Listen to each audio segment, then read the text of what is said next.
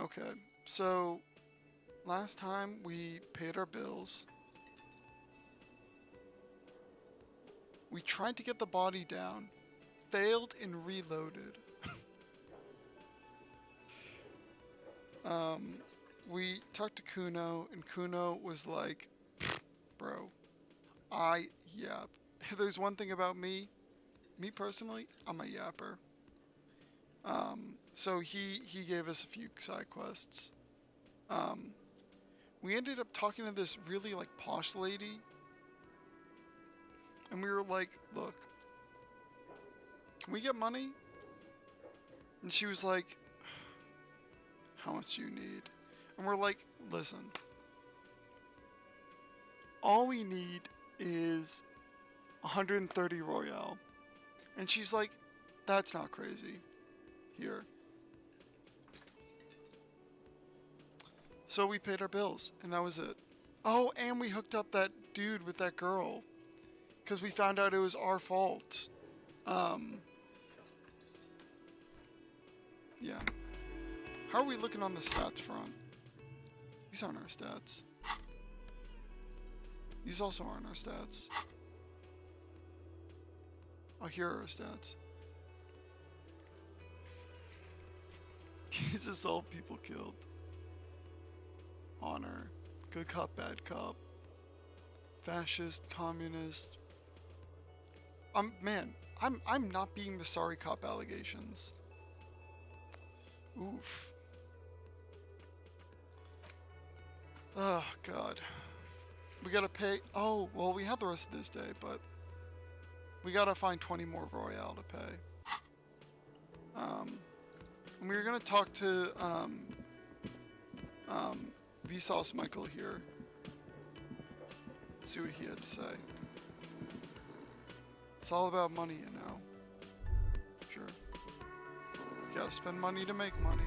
Sure.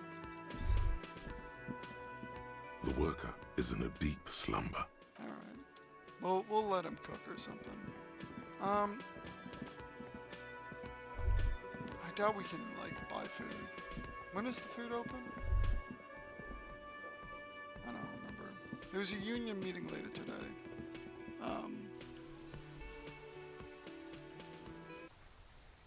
I think we will... It would do us well to venture in a different direction. Man.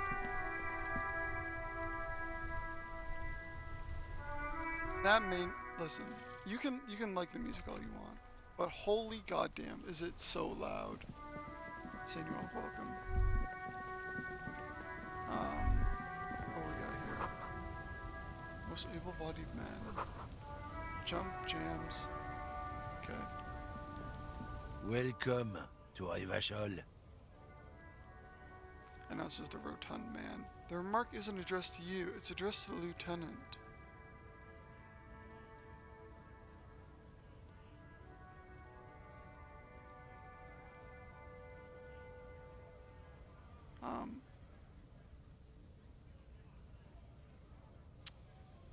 Yeah, I know Rivachol. That's where we are. Man, I don't know which one of these I'd say. Listen, how long is this game? How many hours on average? What does the GDQ say? 1. GDQ, 1 hour. Damn. Why are you addressing my partner like that? Don't you welcome to Revachol me. My grandfather came here from a 3,000-year-old racist isolationist culture, while your ancestors came to this island a mere 300 years ago. Every school of thought and government has failed in the city, but I love it nonetheless. It belongs to me as much as it belongs to you. Interesting. Okay. Yeah, you tell him. You tell him, girl.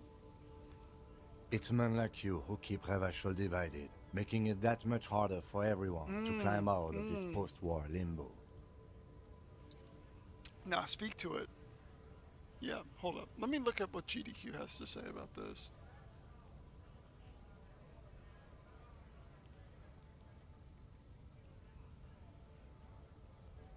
Disco Elysium.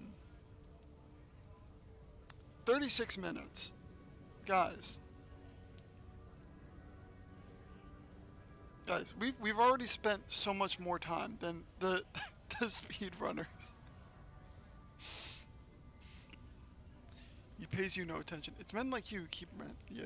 What he means is, fixation on the Revacholian nation makes it harder for Revachol to actually attain self-determination.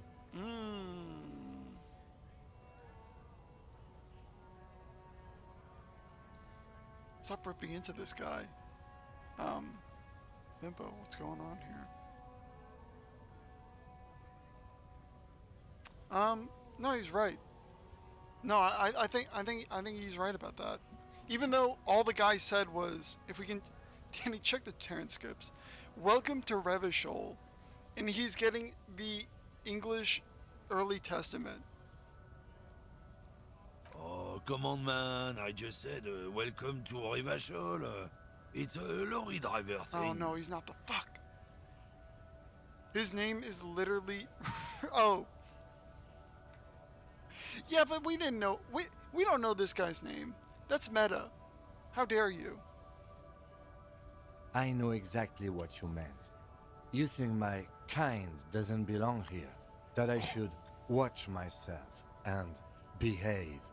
Jeez. But you see, I'm an officer of the RCN. It's actually my job to make sure you behave. I would advise you to remember that. Damn. Silence. The air between them becomes tense. Kim doesn't put up with microaggressions. Your partner needs backup. Now's your moment to shine.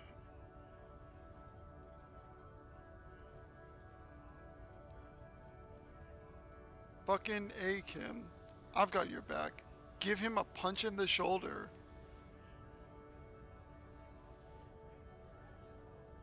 Well, I think we've all learned something here. No, that's... How would I back Kim up here? I'd say something like...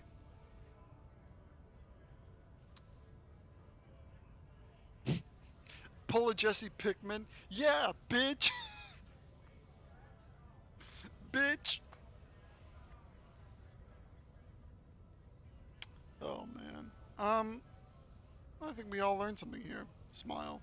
I haven't learned anything I didn't know before. With indignation. The fuck is it?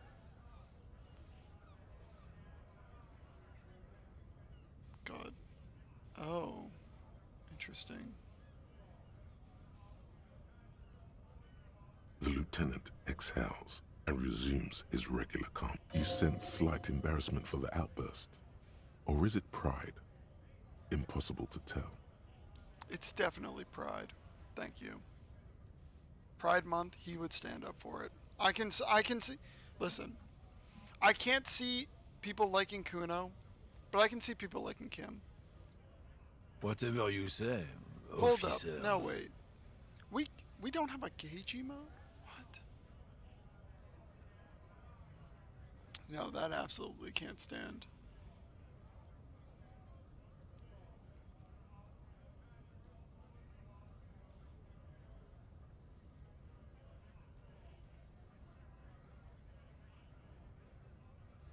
No, hold up.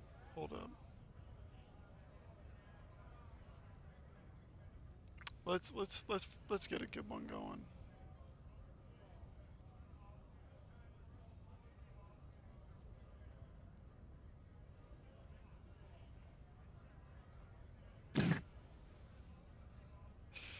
I think this one's the best.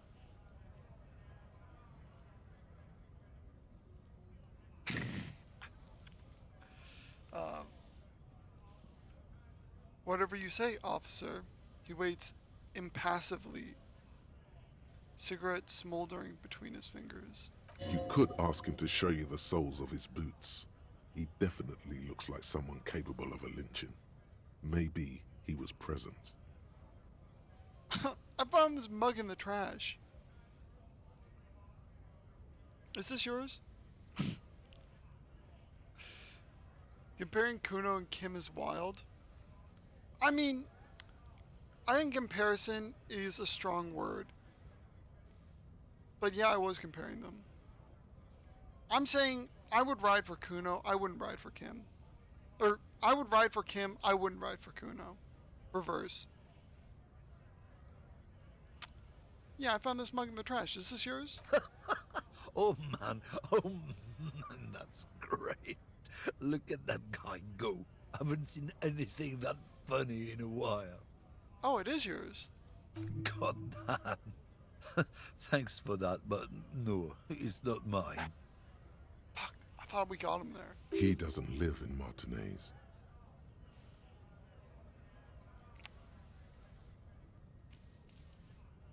What was that argument all about? What are you hauling? No. What's your stance on drugs?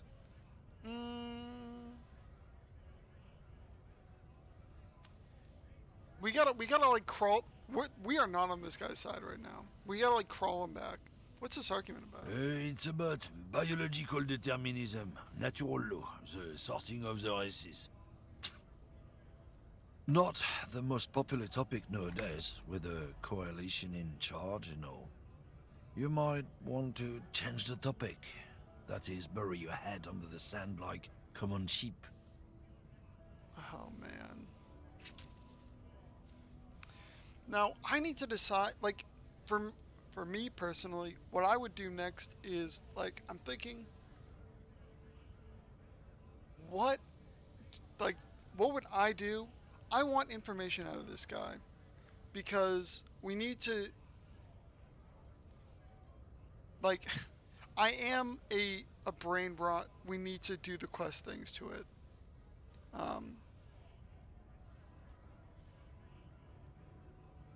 can't remember what that means. Please explain. I get it. Someone has to be the unpopular guy. No. Why don't you explain your stance? People who've studied these things say that you and me are superior by design. So, naturally, we Occidentals should be in charge. Obviously, you can see the merits in that. Yeah, that's kind of a crazy thing to say. Also, naturalistic fallacy here. Also, eugenics. And if we were to try and do a naturalist eugenics type argument, you would be better supported in saying that Kim and his people are more superior here because they evolved here. You did not, clearly.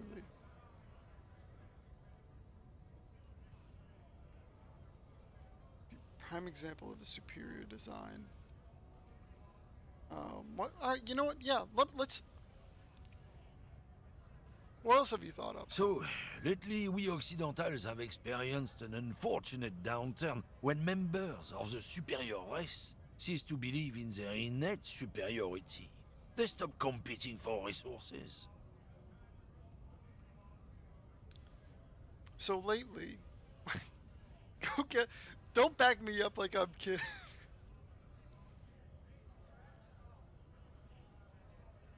So lately, we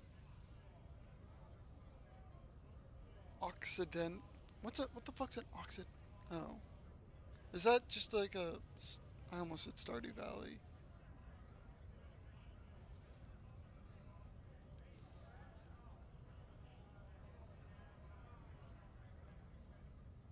Okay, it's just a type of people. Okay.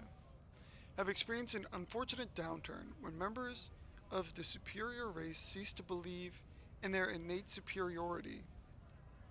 They stop competing for resources.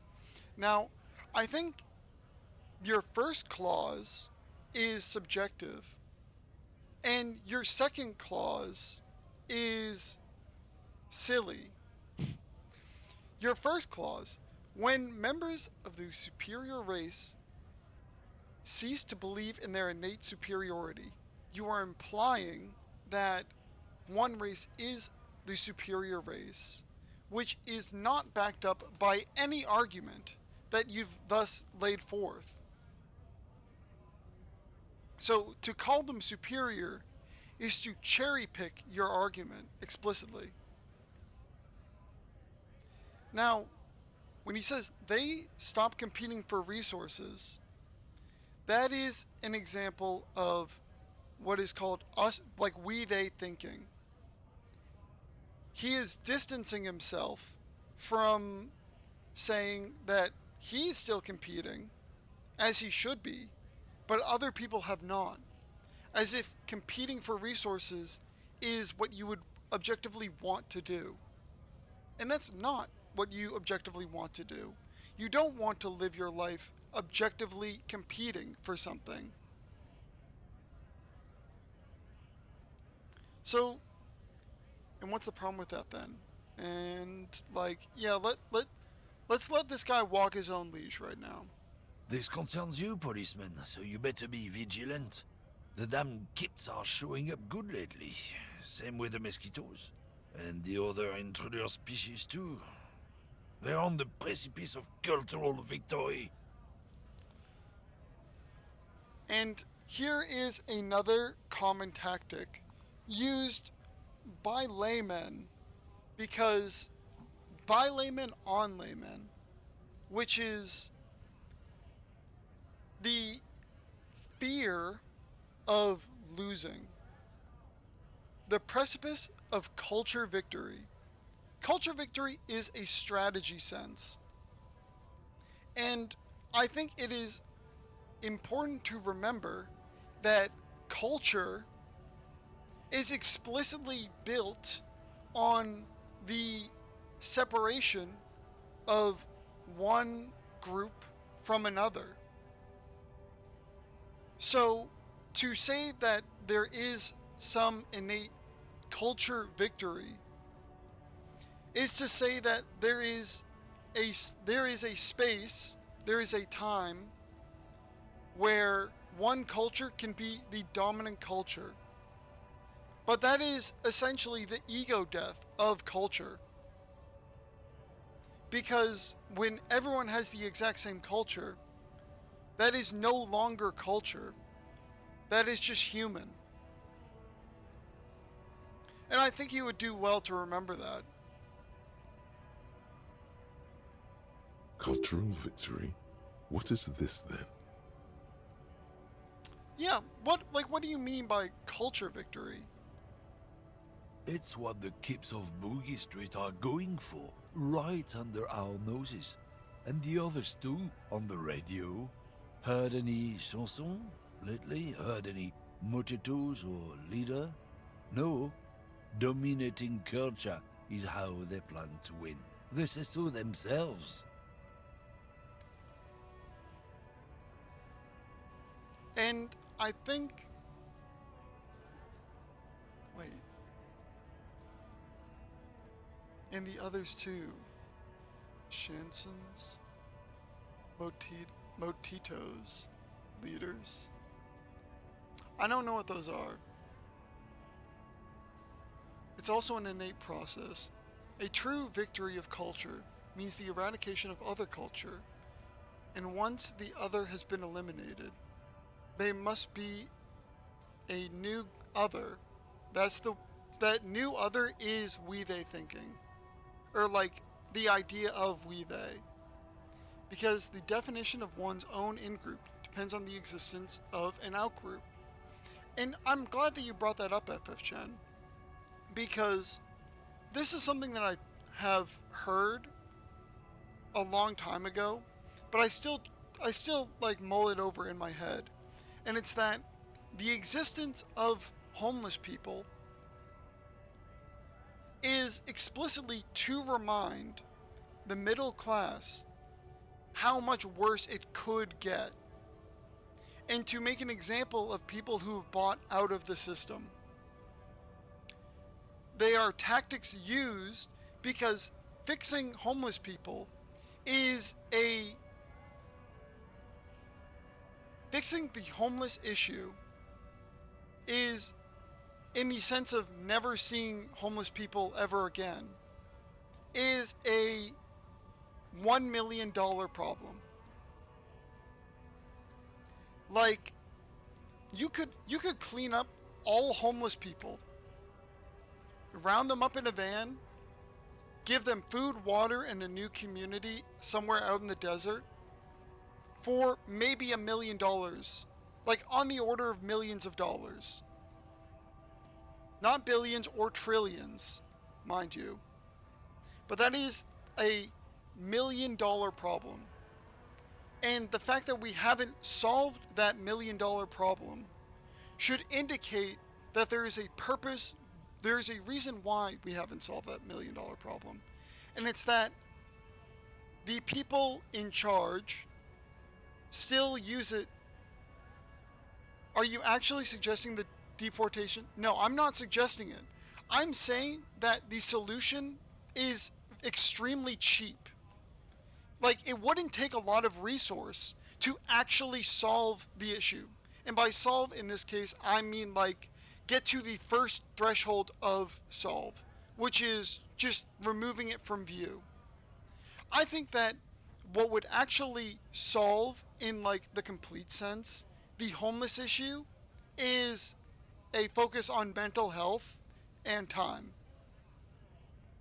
There's a lot of reasons why people are homeless, and giving them money is not necessarily the best thing for them. A lot of them don't want to talk to people. They have been mistreated and abused and have essentially, it absolutely does not treat the root of the problem. It's just the first, like, if people actually cared and someone wanted to do something, that is $1 million issue. But I think that it takes more time than it does money to, like, to solve that root problem. And I think that in at least in my point on this argument, the homeless people are just, I get your point and agree, but I think it's important to set the bar higher than get them out of view too. Yeah, I would agree. And if I were to solve the issue, I would probably remove, I would take the idea of, like, a food bank out of the private market, out of, like, the charity sector, and just lump it into welfare. Or in the US, I would lump it into welfare. I think that there are a lot of people who aren't necessarily the most capable. Like, Donald Trump was proposing a, can I, like, pause this game so the time's not going? I think that, like, and keep in mind, I don't have a political party. I don't believe any of the political parties in America are doing their best to actually help. But I think, like, Donald Trump had a plan where he was like, we're going to make anyone on welfare work 10 hours a week. And I think that it is important to recognize that a lot of these people have not worked for so long, they can't work. Structure eludes them. They need to be reintegrated, not just removed from view, which is essentially what Medicare has done. Ironically, if we want to talk about just, like, the minimum barrier to, like, remove people from view, that's what our welfare solution is currently. And it's a $1 billion investment now.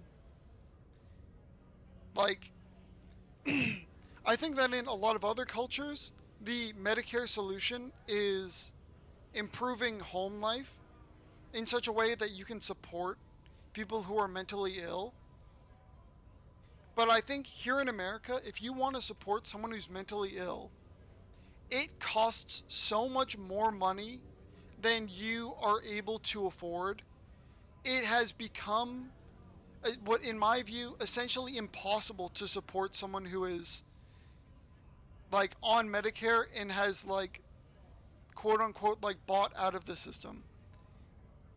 I think in places like Spain, where you have multifamily houses that, like, you have your parents, your kids, and your grandparents all in the same, it's a lot easier to support, like, your relatives.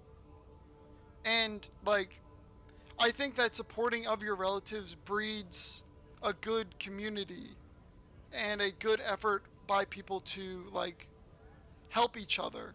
But I think in America, you are explicitly disincentivized from helping others. And I'm to not make that so like such a nebulous thing. I think that like if I wanted to, I have a budget for groceries.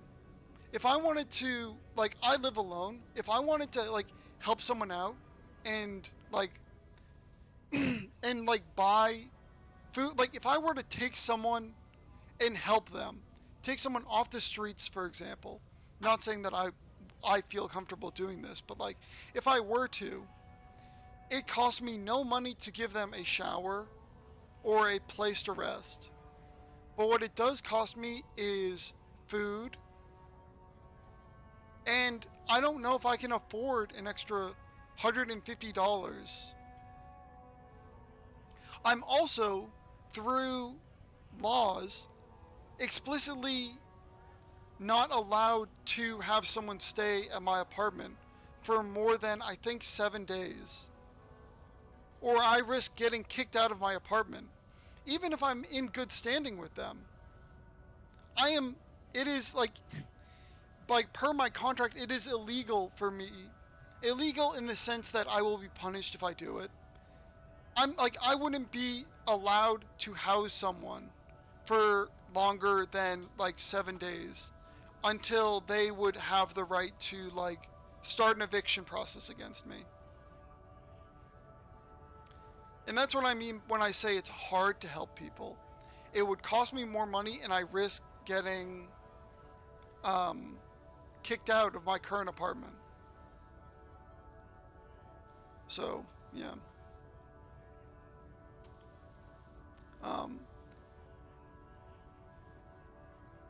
I know people are pissing themselves over the thought of their tax money being spent on freeloaders, but I can't think of no better use of my taxes than to support people who require support. And I agree with that. And when I talk with people about this, and they have pushback, it's usually like when you try and really pull it out of them, it's usually they don't like that their taxes are going to just keeping someone. They don't like that their taxes aren't fixing a problem. It's just keeping a problem where it is. And I agree with that. I think that reintegrating like a group of people into society costs a lot more than just like keeping them at arm's bay. Or at least it should, unless you're doing it for like 40, 50 years and you have generations of people like who you're trying to like pay for. But it does breed resentment when you are asking a group of people to pay a tax, no matter what that tax amount is.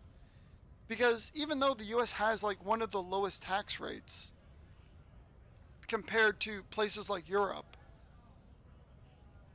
we still complain about the smallest increase in tax. And unfortunately, taxing companies results in a explicit pushing of whatever tax that is onto the consumer. If you tax any company, that tax goes straight to the consumer. If you tax landlords, that just becomes part of your rent. If you tax a grocery store, that just becomes a part of the groceries. So unfortunately, you have to start attacking things like wealth. I am a firm proponent that there exists a wealth cap that I think is fair and equitable.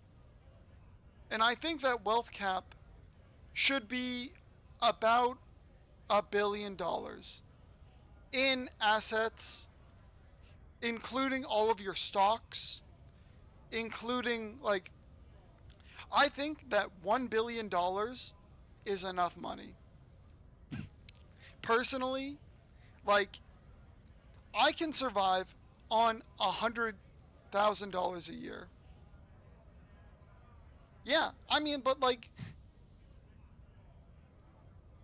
I'm like, but I guess like, I'm sending it so it would be more like politically palatable, personally.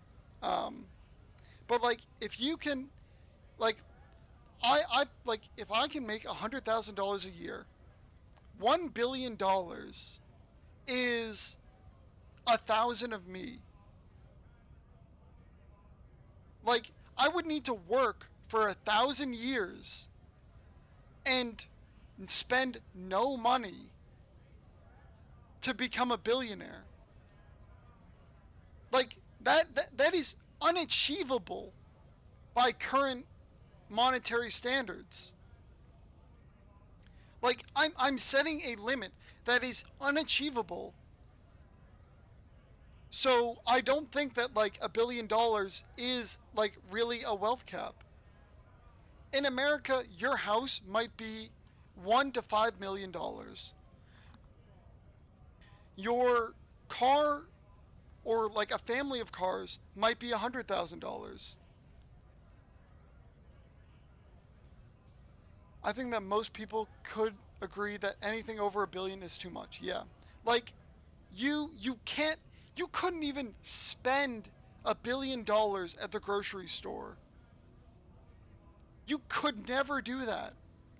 You could never spend $1 billion on your internet bill or anything you need to live. You could never spend $1 billion on gas money. So, like, I believe that the pushback would mostly come from millionaires who want to think that the sky's the limit. And like, what I think is important in that discussion is understanding that where there are numbers, there is a game, and when there is a game, there is gambling. And I think people who reach $1 million generally don't understand that they have already gotten lucky. They are already the 1% of like fortunate people. And their reptilian brain takes over and they're like, but I just need to go higher. I just like, if I just, and it's like the unsatisfaction that our machine pushes upon us, and what causes everything to increase every year. Like, there's a good reason why the stock market goes up by 6% every year. And it's because people want numbers to go up. Like, I don't know like what other way to like explain it other than like, people need to realize that having your number go up isn't necessarily a good thing. Like, for your age, for example, do you want that number to go up? I bet most people would say no. I bet most people would say no. Like, anyways, I'm just on my wax shit right now. What is this guy saying? Oh, he's talking about no dominating culture. No, dominating culture is how they plan to win. They say so themselves. This is alright, so a this is an argument that I see a lot of zealous advocates, let's call them, use. They say so themselves. Is the they in the room with us? Do you think Kim would agree with that sentiment? I'd probably say not. I think that they is a nebulous term, and personally, I think that we've gotten so far in the we they thinking argument that we are just making people up. I hear like people on my side, like who are like colloquially on my side, people with similar views to me. Hassan Piker, let's call it. I think Hassan Piker makes up a lot of people. He gives attributes to a made up group of people, and the goal of that is to make you mad. And I don't appreciate the making up of people and giving the made up people a voice just to make people mad. Uh-huh. ... It's true. Also, you need to realize the dangers of mixing races. Who knows what might happen if people don't stay in their birthplace? You might end up with a new subrace, with unknown characteristics, leading to extra competition. That's why you've got to control the offspring. So, I think that, well, here, he is expressing a fear of his. He is expressing that he is scared of someone else being better than he is. He doesn't want someone to come to Revachol. He doesn't want an immigrant who, because he knows that he would be the one to face that fierce competition. He speaks about competition because he doesn't want any. I think that's interesting. Yeah, I'm not down with this. Why don't you go fuck yourself? I'd really like to talk about something else. Do I want to be on this guy's side? Kim? No, I'm not down with this. I'm with Kim on this one. Why don't you go fuck yourself? Don't push your luck, runt. Van gives you a disgusted look, then turns his attention elsewhere, ignoring your presence. Okay, I think I'm fine with that outcome.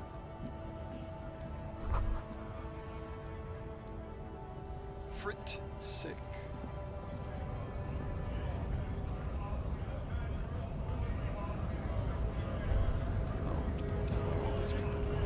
Scab?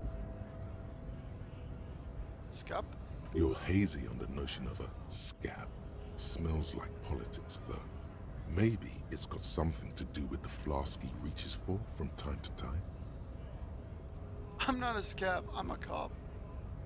What is a scab? A kind of a worm, content with mere survival. They come, they want to do our job for shittier pay, screwing over both themselves and us. Everybody loses. Where did they come from? You don't seem to like them much. Gotta be bloody stupid or freaking evil to scab. Or I guess scared, maybe. But scared of what? Of who? He looks at the mess, squinting his eyes, as if trying to ascertain what they're scared of. Personally, I'd rather beg than scab. If the gentleman shouting on the street came begging, maybe they'd have gotten something.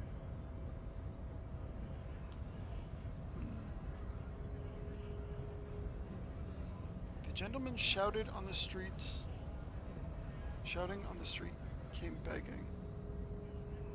Maybe they'd have gotten something.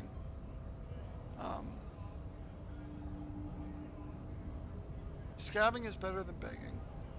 So I am pro-union, personally.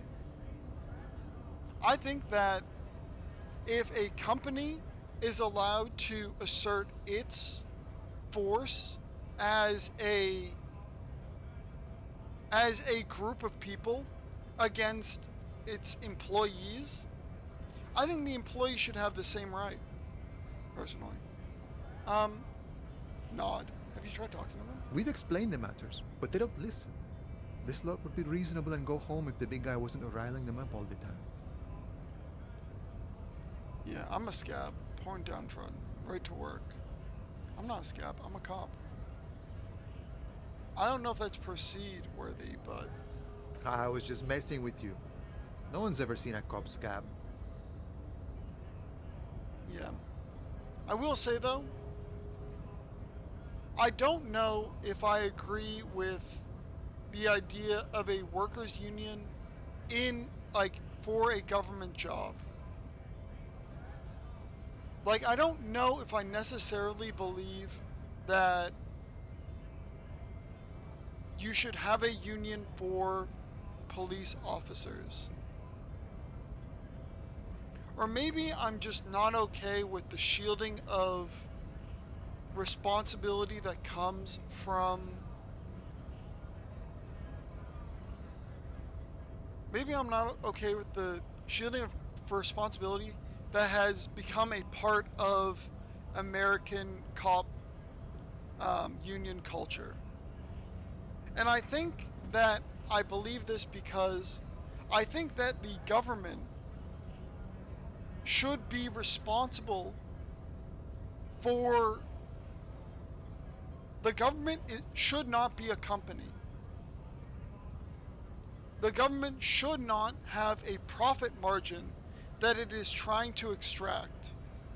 Government employees should, and this is should in a perfect world sense, government employees should express what they need to the government, and the government should listen.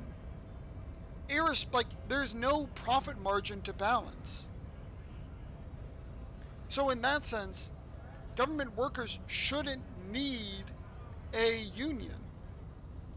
Maybe they shouldn't be barred from having one, but they shouldn't need one because the government should be providing them everything they need. And I think that's different from a company that is expressly trying to suppress the wages of its employees for profit.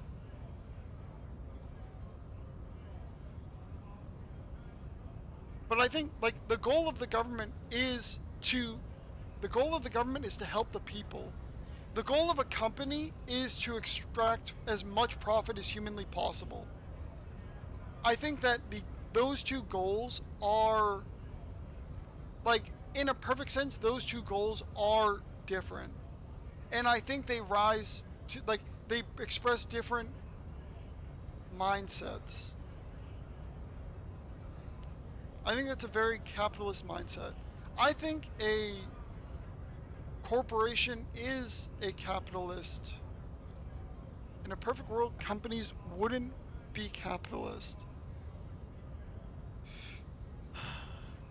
That's an interesting thing to say. Not in like a I think you're wrong way, but I think in a I would need to chew on that for a bit to think about what I don't know if I don't know what I think about that. Let me cook on that for a bit and I'll get back to you. Cuz I think that's an interesting thing to say. Imagine, you cops going on a strike, but then another cop comes in and says, let us cop for less money. By default, in the mindset that companies are inherently capitalist, I think you're bearing a lot of arguments that could be made for different economic styles. Oh, barring. I agree with you, and I'm not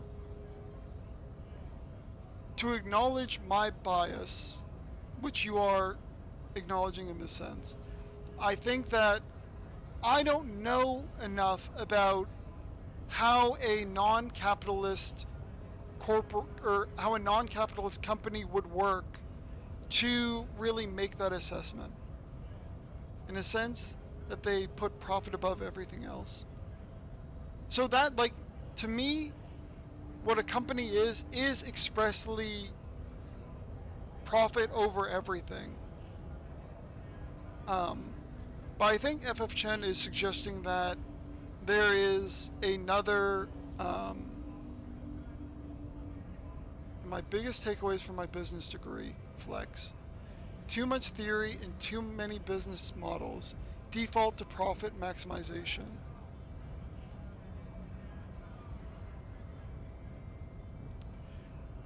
Yeah, so when you say it like that, I do see another car. Welcome in. I do see another, like I do see another objective to a business, which is providing the best product.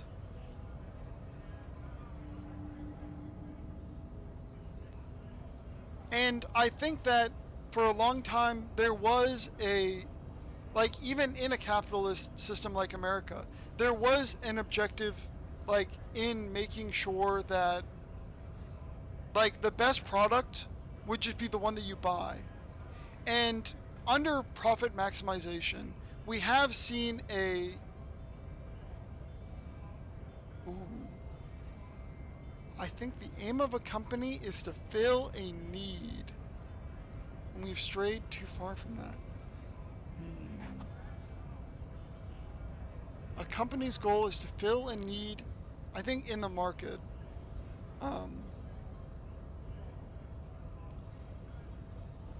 Because we now are at a point where companies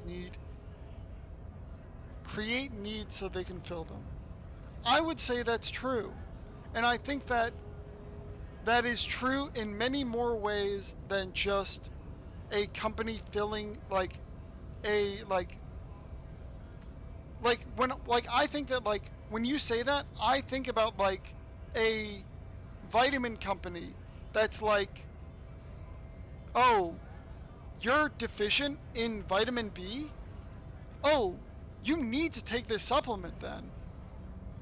And the reality being, people haven't, like, needed vitamin B, like, supplements for their entire life. Why are we supplementing it now?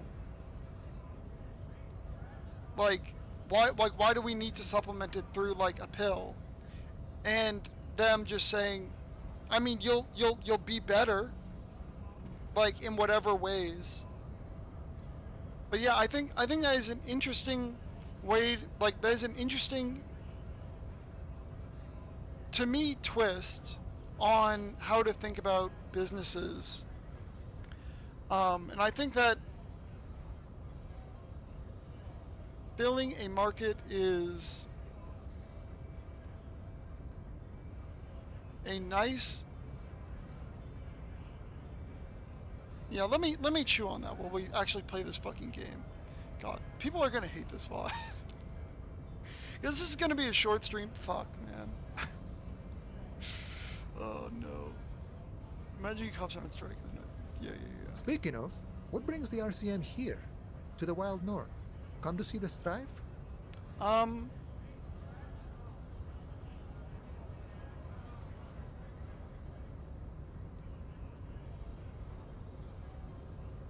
What is the strike about anyways? You know, serious business. I'm sure the big boss will be glad to tell you. You'll have to ask him first.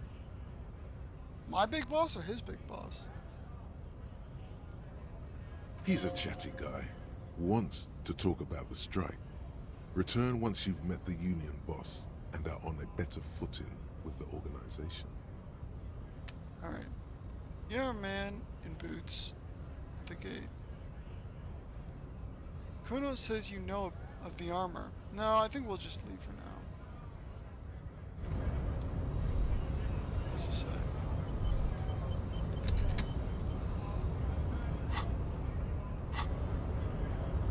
Union boss TM. That's crazy. That's a crazy term. GRIH. I don't know if I want to talk to the union yet. The lorries probably stored fuel here. Now they just store booze.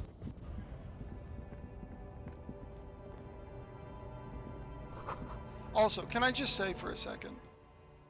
Um, this is something that I talk a lot with my high school friend group a lot, because my high school friend group. Sorry, lore drop, lore drop. Everyone ring the bell. Lore drop.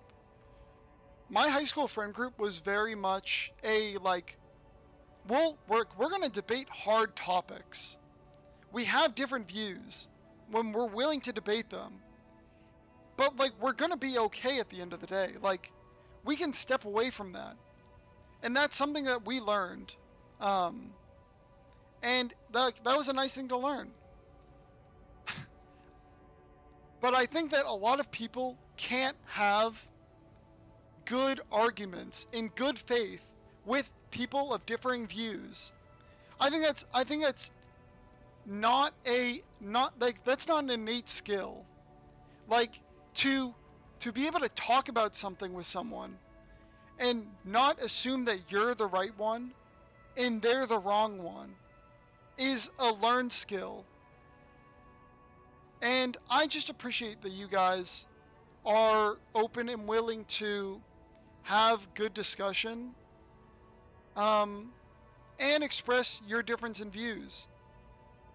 I think it's a very nice thing to be able to hear out other people and come in with a mentality that I might be wrong. Yeah. I just appreciate that. Continue. Alright, what the fuck is this?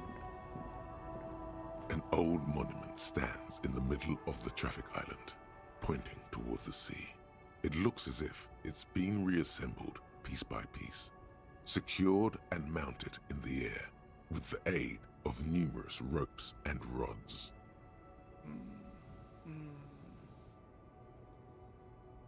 Who is this? A silver plaque on the statue's pedestal reads, "I am Philip III, the Squanderer, the greatest of the Philippian kings of Revachol, son of Philip II, the opulent, father of Philip IV, the insane." Wait, is this a real place?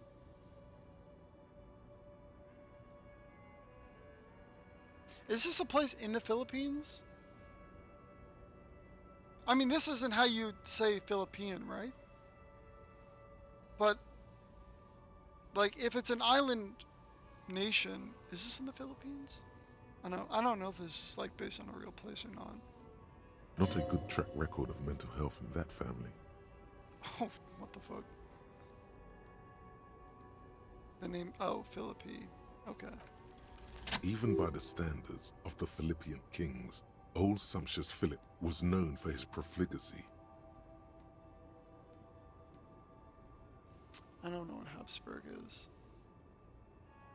Oh. Okay, okay. God, the... Open image in new tab. Just the ugliest motherfucker I've ever seen just dropped. My God. Can I, like, switch? Yeah. Like, who the fuck, bro? Who the fuck is this dude? What the fuck? Anyways. Let's get back to the game. Ew. Like, I'm... the Hasberg chin. They were incredible. Oh my God. You're really making me mod right now? That's crazy of you. Not the automod. Listen, automod doesn't want us to talk about difficult topics. In what way? Well, he blew through the whole national treasury, starting the decline of one of the penultimate century's greatest superpowers, the suzerain of Revachol. I just know, sorry, I didn't listen to a word that that guy was saying to me, because all I was thinking about was the fact that the view graph for this video is going to be like, boop, boop, boop, boop, beep, boop. And then this is the part where I'm on the pause screen, and then it's going to slowly pick back up. fuck. I didn't hear a single thing His he was saying own to me. maladministration foreshadowed the fall of the monarchy during the anti-centennial revolution, an end to his family line and the monarchy on the Insulindian Isola. Also, crazy to reference Hasburg when this guy literally doesn't have a fucking chin.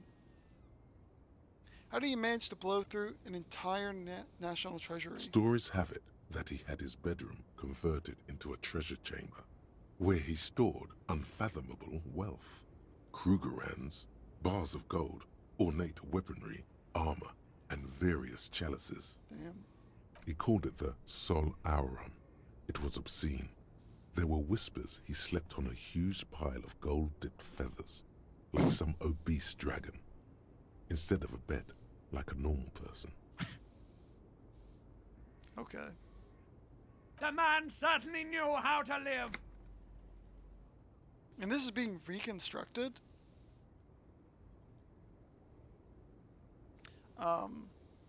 The king is a king, and he can do anything. There's no way that's true. Deplorable farce. No wonder everything went to shit. But wait, you haven't even heard about his fabled cocaine addiction. The what now? You see, old Philippe wasn't just good at squandering the national treasury on gold and ceremonial weaponry. Pog? He was also a prodigious snorter of nose candy. Bro. Not the nose candy. This is a lot to process. His Majesty's courtiers said Oh my it helped God. him connect with the higher realms. Everyone post your favorite yap emoji. Will I add another one?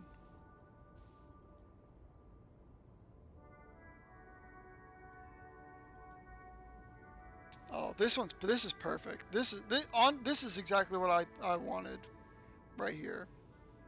I love this guy, or at least I used to.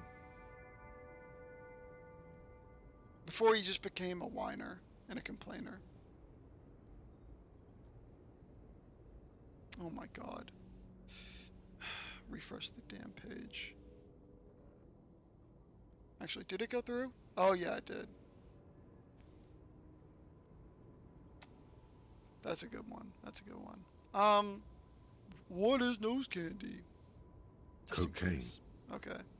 You want it to be addicted to nose candy, a bloated druggie. That's what the revolutionaries said 150 years later. Right before Oh. they emptied out the royal mausoleum and dumped His Majesty's mortal remains in the Insulindian Bay. Where is he buried now? Beneath the cold waters of the Insulindian Bay, thrown there by the revolutionaries after they cleaned out the royal mausoleum. Actually, never mind. Sorry. I'm removing this. I don't know if I want you guys to have this, personally. I just realized that this is probably going to be used on me over the fucking course of that whole period. Where I'm just fucking talking shit. Never mind. Sorry, that was a bad The idea. original was blown apart by communards, then further damaged during the landing of the coalition's airships during You the are turn of the God-given century right revolution, when Yeah. Martinez was leveled. Most historians think the coalition's hasty landing may have ultimately saved the statue. If the communards had more time, they would have reduced it up to even finer pieces. Some years ago, a group of liberal, artistically inclined individuals, designers mostly, thought it would be ironic to restore the statue of the most wasteful ruler of Revachol in the poorest part of the city. Yeah. The statue is supposed to capture the moment it was blown apart, like an instant frozen in time, a rare butterfly trapped in amber, floating on a sea of shit.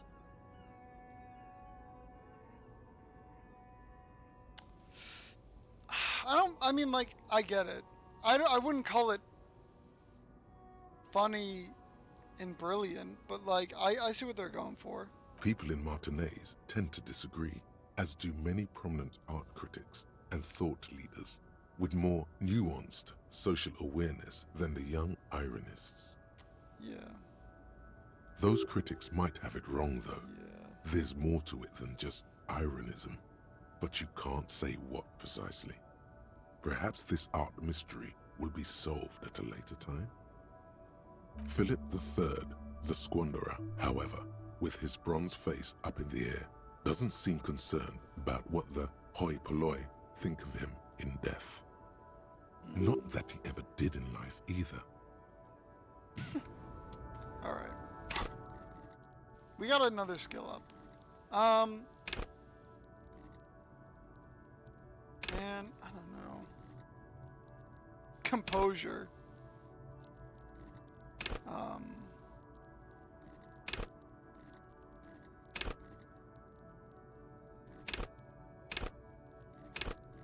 You know, we'll wait on it. We'll wait on it. Hold up.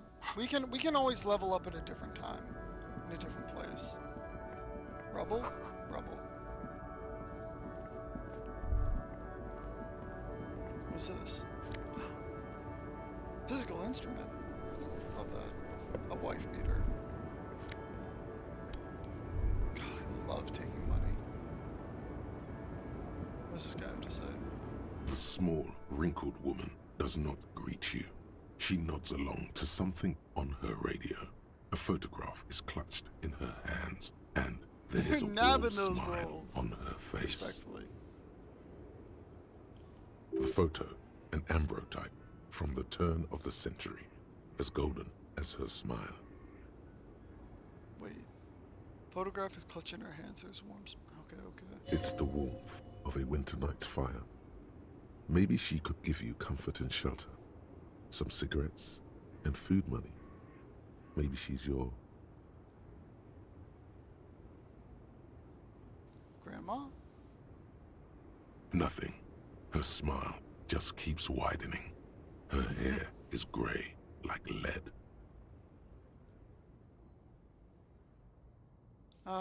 Excuse me, ma'am. I'd like to ask you a few questions. No response. Wherever this woman is, your words fail to reach her. You know what? I'll let her be. She is vibing and living her best life in this cold. Stay hydrated. Welcome in. Kim, what do we have? Yes? I wanted to talk about you. Me? Yeah, you. I don't see how my life is pertinent to the investigation. We'll work to get better together if we have more rapport. You're right. Binoclard. What the fuck? Come on, Lieutenant. Lighten up a little bit.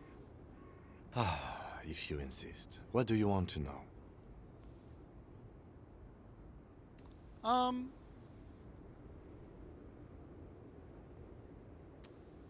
I wouldn't put it like this. I would ask him where he's from personally. But these are like Peppo stare. You're wearing glasses. Like, do I have no fucking social awareness of myself? Oh my god. That's because I'm half Seolite, or quarter. My father's father was from Seoul. So was my grandmother, but from my mother's side. It's not an interesting topic. Oh, what is Seoul?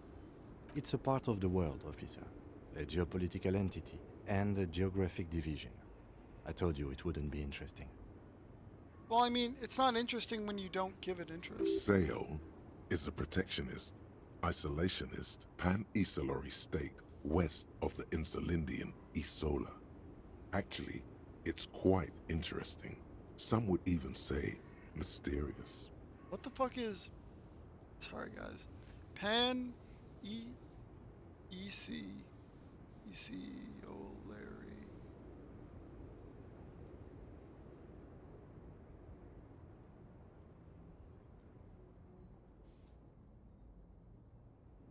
Oh, never mind. Don't look it up. Don't look it up. That's what I get.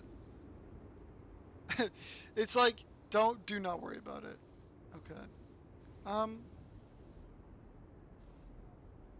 You're only making it sound interesting. I want to know more about it. You're barking up the wrong tree. I don't speak a word of Seolite. I've never met either one of my grandparents, and I've never been to Seoul. I'm a regular Revacholière. Oh. He's glad to have shut down your question. Interesting. He doesn't feel a connection there then. You're wearing glasses? That's correct. You feel a slight urge to put the lieutenant down for this, but you can't quite muster enough testosterone.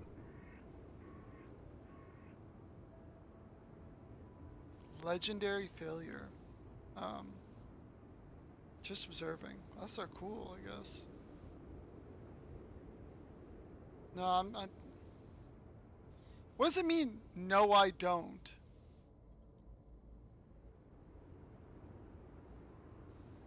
Like, no, I don't guess that?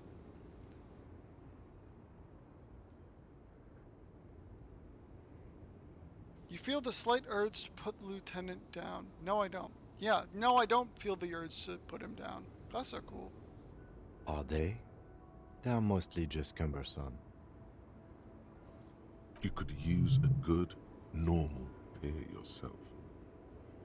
Yeah. Probably. Do you ever talk with yourself? What do you mean? You know, when you're thinking, do you have conversations with your brain? I have no idea what you're talking about. Oh no, he's one of the... So... No, your character doesn't have a social bone in his body and doesn't know how to conversation or how to be tactical. Yeah. I figured as much. Do not worry. But this brings up an interesting topic. If you... I need answers in the chat. Do you think if I say the word apple, do you think of the word apple, or do you think of an apple? A picture of an apple? Because I have two friends who say that they think in words, not pictures. And I think that that is crazy to me. Like, I can see... I have a Fantasia. Oh my god. Shout out Fantasia.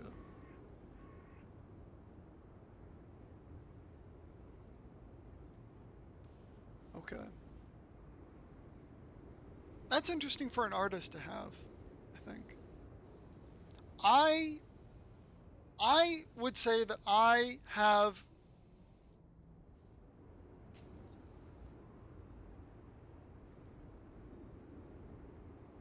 Interesting.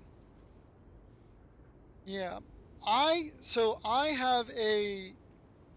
what is probably the opposite of that.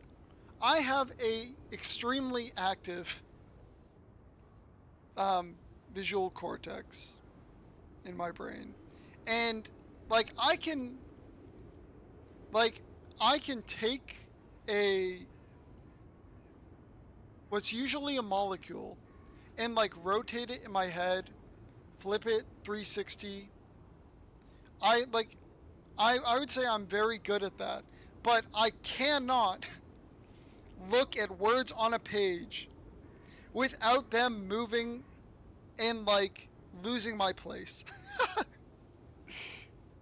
So I guess everyone has it different, but like it is crazy to me how like I don't know, like I'll just be looking at words on a page and then all of a sudden my brain is just doing picture things.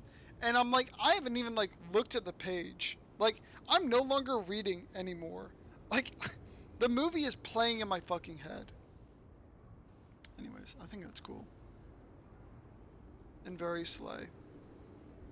The lieutenant's conceptualization skills must be rather rudimentary. The lieutenant is a police officer of the old school. His concerns are material and extrinsic. But this isn't an old school case. I get it. You're one of those old school detectives.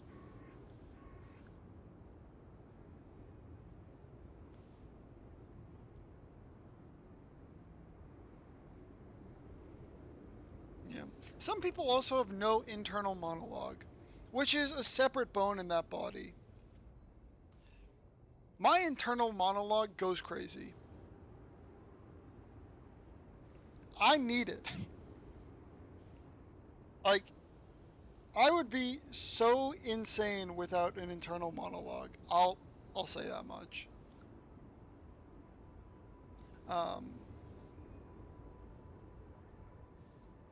You're one of those old school detectives.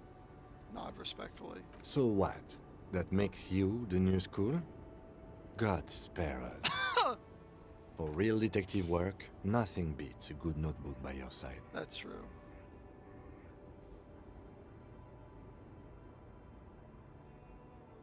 I like to think I might be an NPC. No, it's okay. I get told I'm an NPC more often than not. I get told I speak like an NPC too, which is crazy of people to say to me. The lieutenant produces his familiar mnemotechnique A6 and idly thumbs through a few pages. That's where his conversations with himself take place. Oh. We all have our different mediums. His is written. Mine turned English for social stuff, but remains German for numbers and machines. Yeah. A lot of people...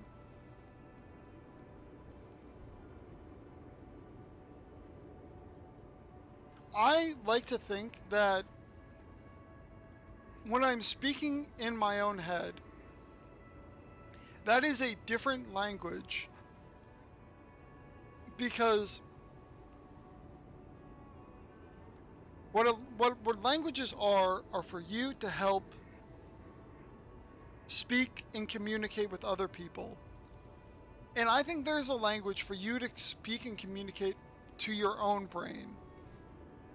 And I think that language can be a dialect or a form of English. For me, it's all English, but very shorthand. It makes sense that it would be partially like German for some things and English for others. Stay hydrated. I don't know where I'm assuming you still live in Germany, which is interesting to say that you use English a lot, but I guess maybe not the most surprising thing. Give me a fun fact, dog. Give me one fun fact about yourself. No. Fuck. Well, I did all I can do. Ask again. Okay. The lieutenant nods.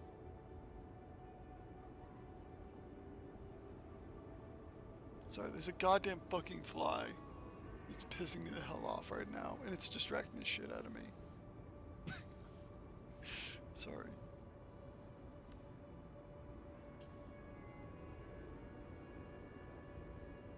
Anyways.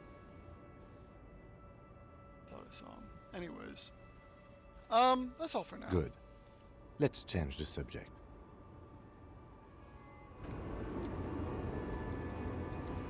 Can we go this way? No.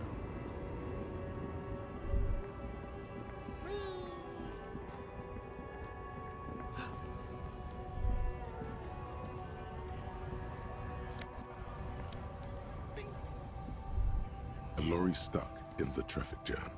This big, heavy Grad-made machine is well kept for such an old machine. Look in the window. The windows are clear. They've been recently washed. You can see a lorryman's cabin with personal belongings, stickers, insignia. What kind of stickers and insignia? The driver has adorned his space with a substantial collection of peculiar paraphernalia. Proclamations about honor, strength, and purity are glued to various panels. What about the back seats? The back end of the cabin has a small perch to sleep, large ashtrays, There are several suns and wheels sewn into the curtains. A book with ragged edges catches your notice. The front cover features a large, muscular man. The title reads, Man from Eamdal in the Lost City of the Pygmies. Racist nationalist paraphernalia. Not unusual in this part of town. This is our guy. You think this lorry belongs to the tough guy? Likely, yes. This guy's proud of who he is. Drapes it all over his machine.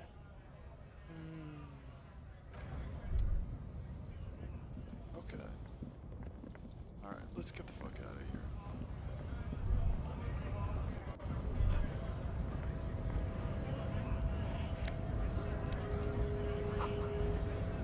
Three T's for idiomatic. Fuck. What is this? Oh, it's a bookstore, right? Okay. Cute. Yellow roses, doesn't some tulips too? The tear machine stands in the corner. A sign says, 1 bottle equals 10 cents. Oh my god. I have a tear bag, but no tear. Can I still use the tear machine? No. You need tear to use the tear machine.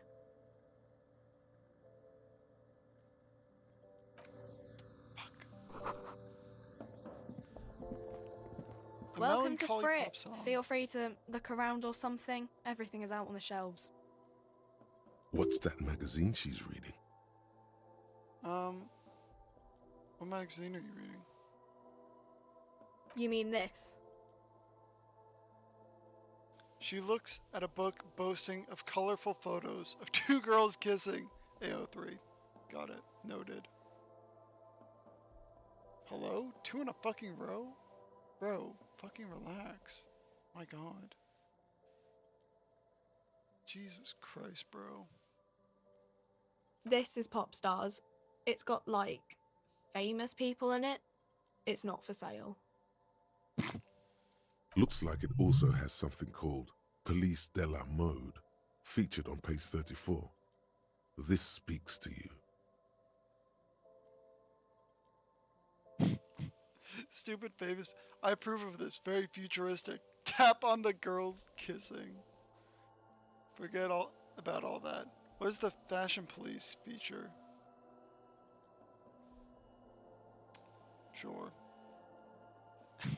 This is such a virtue signal. I approve of this. Very futuristic. Disgusting wordage. She pops her raspberry-flavored bubblegum and nods. The lieutenant frowns at you before turning to the clerk with an apologetic half-smile. You mean this is Pop? Looks like it also has something called Police de la Mode, featured on page 34. What about the fashion police? This It's where they rate different outfits famous people wear. It's kind of funny. They're kind of mean. It's about who's the most stylish. I bet your hat would take the prize.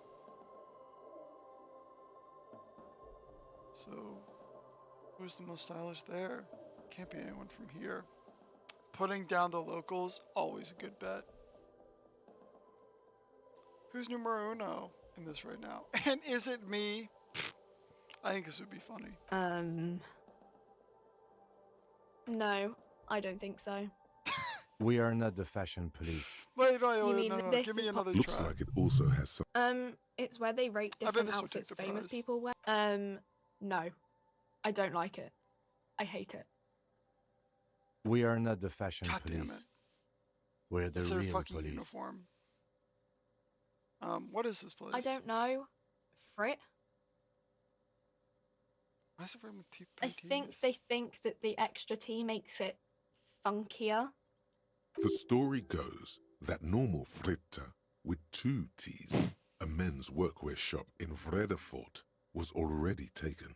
So when Fritta Retail Inc. grew into a multinational corporation, God. they had to add an extra letter to avoid trademark infringement. Of course they did.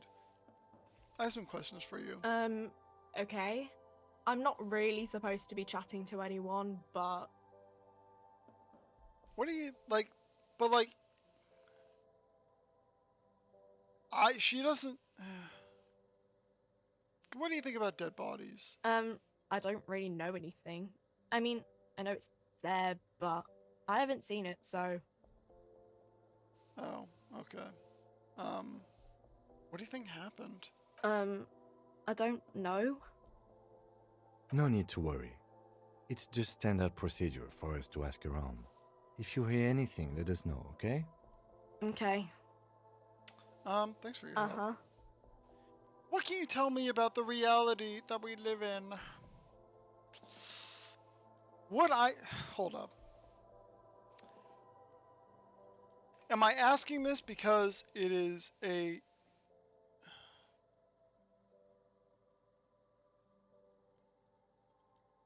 If I'm playing as me, would I ask that? Or would I think people are fucking crazy? I think I might ask... Poor girl.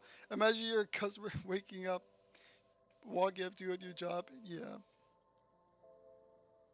I might try and, like, brighten up her day or just, like, make it interesting.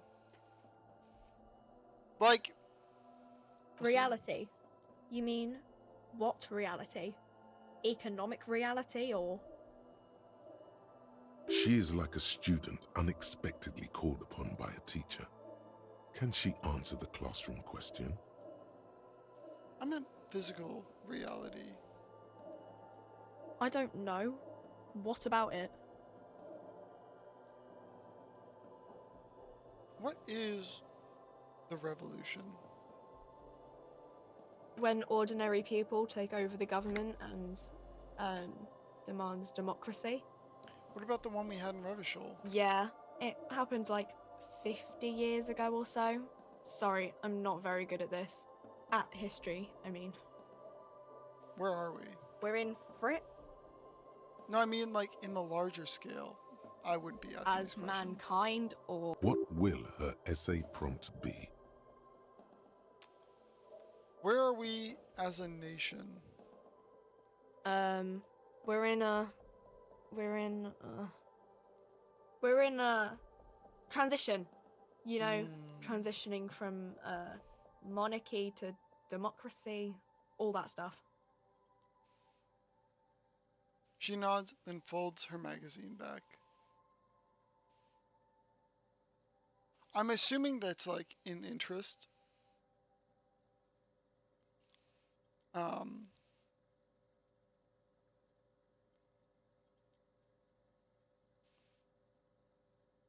What the coalition? What is that? Our government? Or do you mean something else? Sorry, I really need to finish this article. Alright, I won't bother you with any nonsense Cool. questions anymore.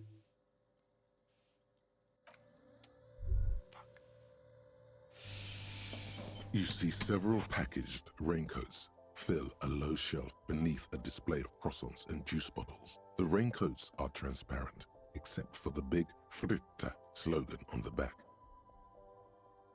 What is this? What is what? It's a raincoat. If you want to buy one, then it's only 4 real. Maybe we'll buy it tomorrow. A small cabinet on the wall is filled with various medicines. Their logo is the bloodless rose, pure white, untouched by harm. God. So silly. Can I level up encyclopedia? Is that something I can do? Because it says your total 11. I don't know what that means. I don't know how things are rolled in this game. Just ask me if you need anything from Saint Baptiste. We don't stock prescription meds, but we do have Nosafed, Duramine, Magnesium, and Hypnogamma. Hypnogamma? What the fuck? Who? Saint Baptiste, you know, the pharmaceuticals company. She reminds me of my sister when she was a teen. Your total is based on the roll, on what you rolled, and any bonuses you have. Seem to have Yeah, I do have 2 skill points to spend. And the reason why I haven't spent them is because I'm waiting for a check that I would care about to spend them.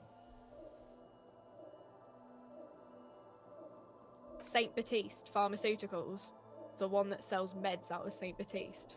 That one. She is right. Saint Baptiste, the company, derives its name from Saint Baptiste, the city. Itself so named because that's what it is.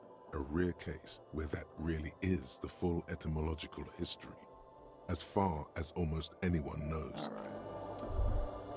All right. I don't think I want to be here anymore. Can I collect bottles yet?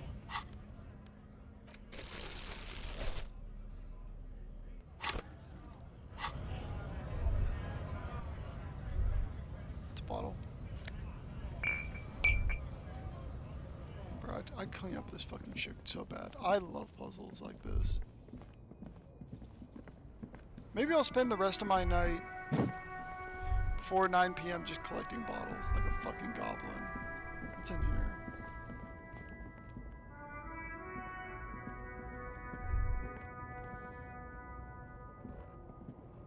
Oh, I can't go. Oh, shit. Never mind. What is this?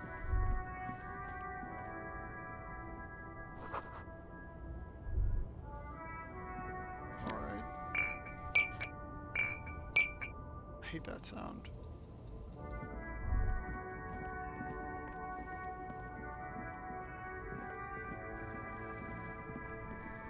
Bro, this place is gonna have no fucking bottles left, I'm telling you what. Wait, you're telling me I would need to get 1,300 bottles to fucking pay for my fucking debt? That's fucking insane, bro. Oh. See one.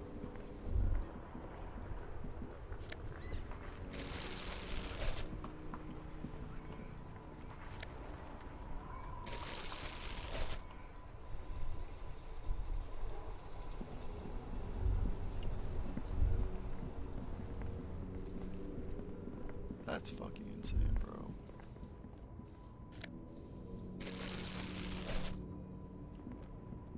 There are clothes inside. Cheap second-hand clothes, smelling of strangers' body odors. Don't be shy. These are premium class clothes. Good quality fabrics, best retro design. Save the economy with your style, officer. Save the economy? That sounds off. What do you mean save the economy? Haven't you heard, officer? We've got to be economically conscious. Recycle your cash, keep it in circulation. Don't buy new things. Buy eco. I'll try and be more economically conscious. Very cool. You find your hands deep in tattered and faded garments made from weird polyester blends that make your body itch and sweat in all the wrong places. Economical, but also trendy. Look first-hand, buy second-hand. Keep the economy moving. Composure.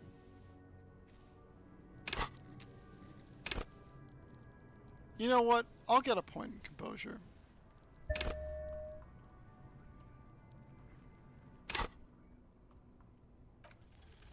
Something cold grazes your hand. Synthetic and sleek. A windbreaker. Surf, it says, but also wind, summer, 100% waterproof, and sport. All in different typefaces.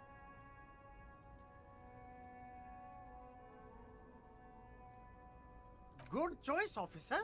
Mega sporty. And it's only $4.50 for you, sir. But the windbreaker at the store is... Oh, I guess... Okay. Leave for now. I don't got that kind of fucking money, man.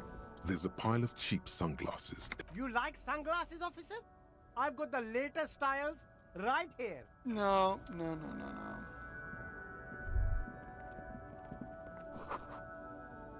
Helpline to the company that controls the drawbridge.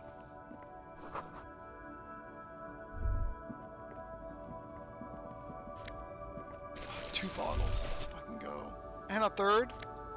You shouldn't have.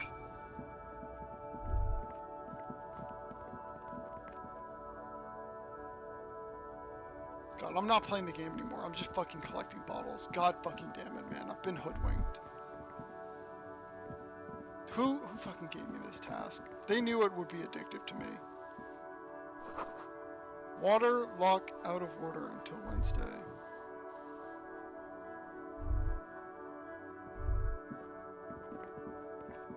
G'day to you, officers. Good eye to you, officers. A burly man hangs out by the waterlock, carving up a generous serving of salami with an old hunter's knife. His eyes are fixed on a man stranded on the other side of the waterlock and on an enormous billboard that has fallen down into the canal between them. What causes wreckage? I wasn't here to witness it, but those look like tire tracks on that sign. Weird, huh? Then again, plenty of daredevil drivers in Rivershoal. The words Daredevil Driver sound ominous to you. Do they? Too bad it also takes a year and a day to repair anything around here, especially a waterlock. The rest of the coast is closed off till then. Do you know what's further down the coast? Well, there's the fishing village, an abandoned fish market, a bizarro church. Not much use to the congregation, though. There always seems to be something wrong with it. Yeah, not really much else. Just bombed out ruins. Yeah, I'm not really feeling that hungry right now, so... What's this? A couple of indicator lights are missing from this control panel.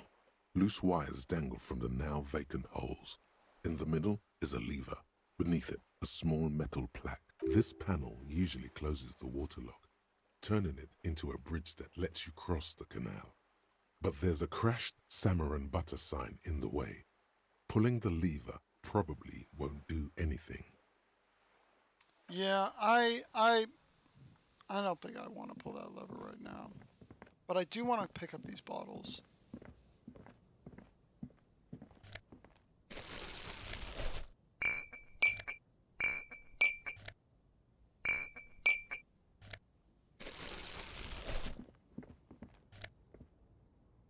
Ooh, fingerless gloves? Shh.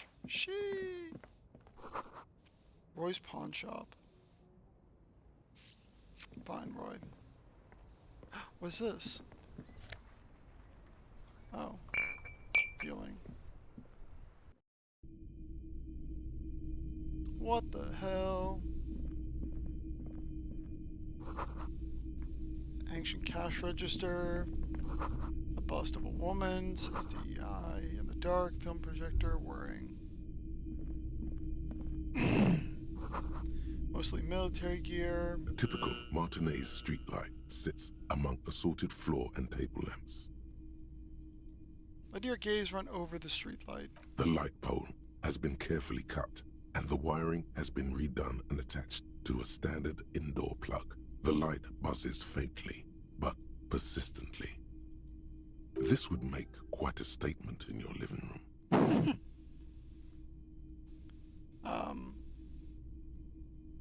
Is this a street light? Yes, officer.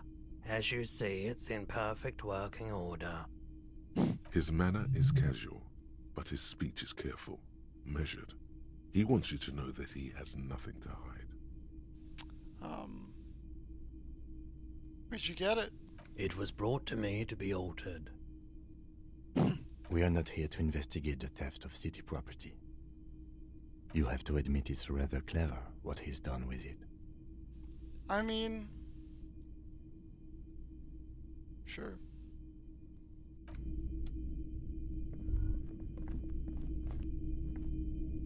You see rows of toy soldiers guarding the rest of the trinkets displayed on the table.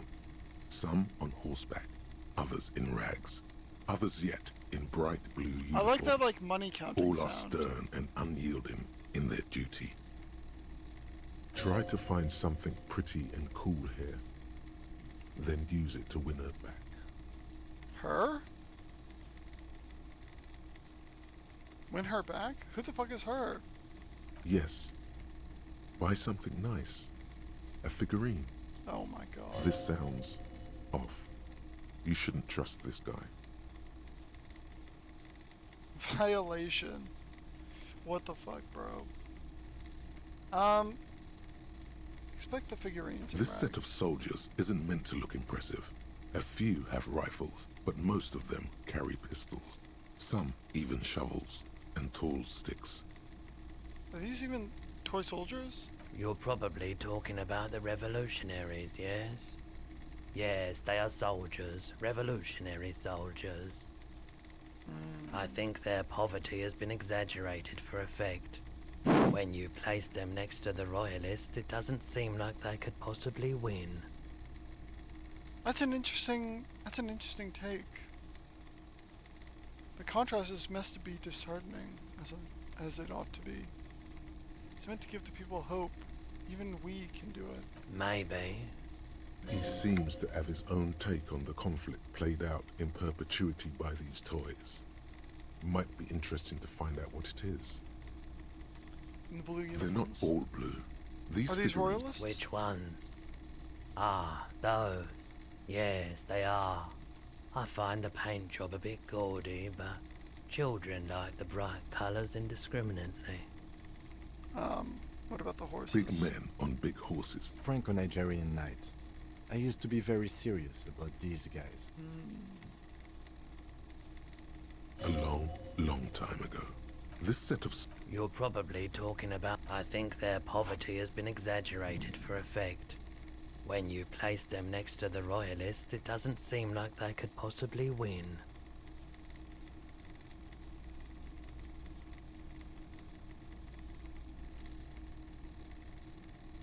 Wait.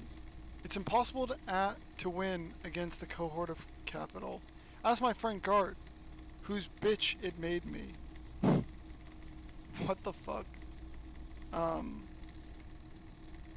wish it was more nuanced. I don't like either set very much, to be honest. But there are many parents among my customers.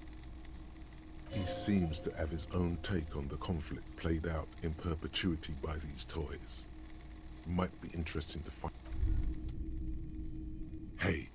Psst. Who, me? Yes, you. Word on the street is you're ready to start building communism again. How come there's a word on the street? You keep saying things like, down with the bourgeoisie, eat the rich, sodomize the landowners, impale all people who have more than 25 real in their pocket. Jesus Literally Christ. murder all human beings, regardless of their political I've said beliefs. some mildly That left-wing kind of things, stuff. but none of those. Oh yes, the mask of ambivalence. Don't deny it. You're Oh my about to God. rip it off and reveal the monstrous seven-eyed lamb of global communism that would devour and masticate Jesus mankind. Christ. Bro, I have some friends like that. That Everyone is not can me. see that. So tell me, do you have any questions before we fire up the big communism builder? Or do we get right down to it? You know what? I don't even know about communism, bro. Failure. It's about failure. Failure? Yes, abject failure. Total, irreversible defeat on all fronts. Absolutely vanquished, beaten, curb-stomped and pissed on. Until you came along. You will reverse the fortune of the workers of the world.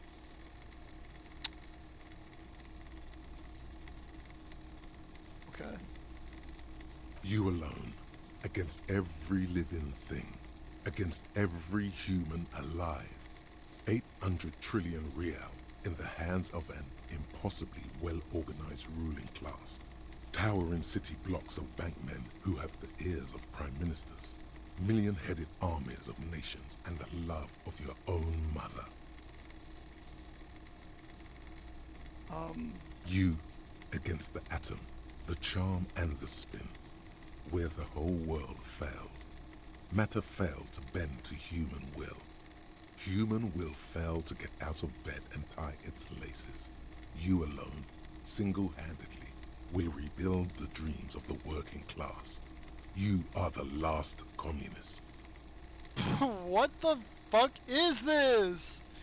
Where is my Now brain get fucking to taking work, me right now? comrade.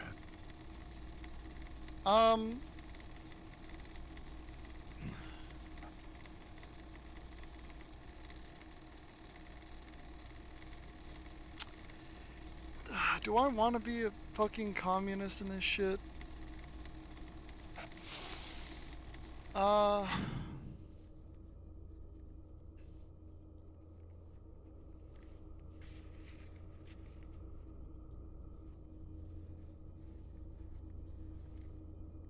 So, what the fuck? What the fuck is an ultra-liberal? What the fuck's a moralist? Can I opt in at a later date? I would like the answer to that question. Can I opt back into communism when I figure out what the fuck these other things are?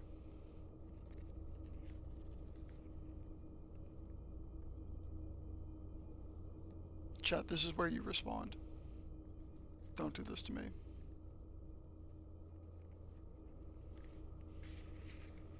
Where is the no party representation?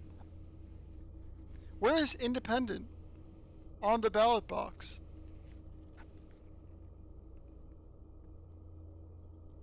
Fine.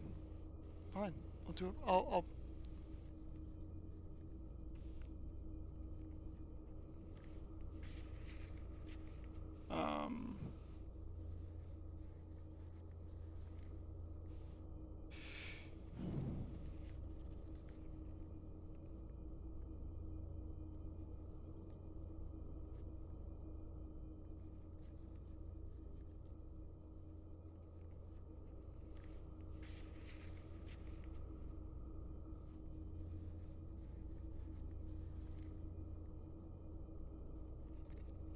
I don't know, man.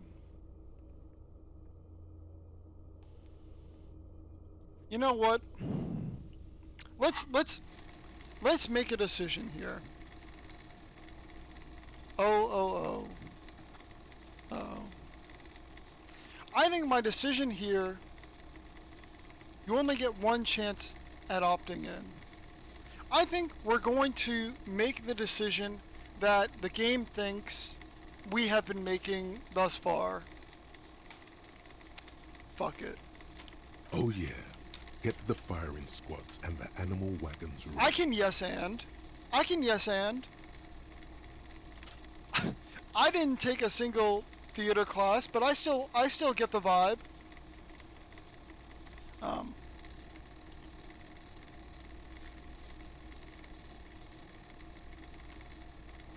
Wait, firing squads? I didn't say anything about those. Too late to back out now. Fuck. You can't make an omelette without breaking a few million eggs.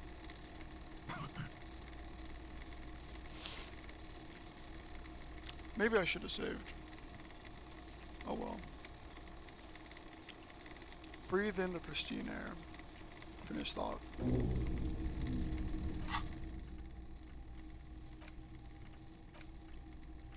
Can I?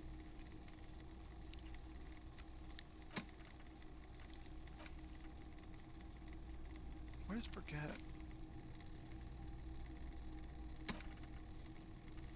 I finished a thought.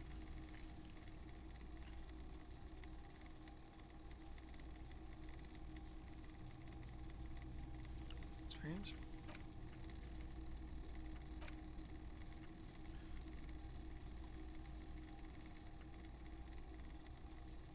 Speed gives one fizz. Okay.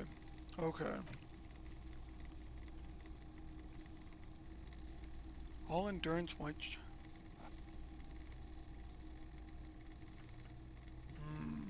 Okay.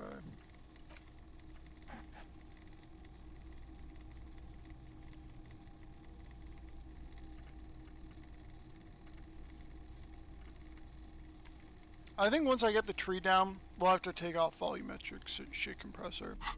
But for now, we'll lock it.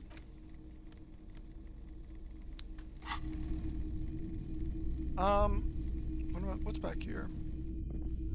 The boomboxes on the shelf look well loved and well traveled. Chipped, dented, they stare at you with the unblinking eyes of their tape reels. Let me see more. One especially catches your eye. Deep gold and amber plastic with a big old handle on top. A classic boombox that says Stereo 8 approved. This is you. Golden orange. A sunset suite. Just make sure it works before you buy it. What I really want to know is, could the device come in handy to my police work? If police work means playing tapes, sure. You can use it for that. Or any other time you'd need to play a tape. Like a beach party. With sand and sun and seagulls dancing on the breeze. Alright, thanks for clearing that up, Roy. For sure. It's a consumer device with professional applications. Why don't you give me your rundown? It's not often that I see officers from the RCM in my pawn shop. In my pawn shop. I'm trying to place his accent. What can I do for you? It's a hint of British, but not that, like,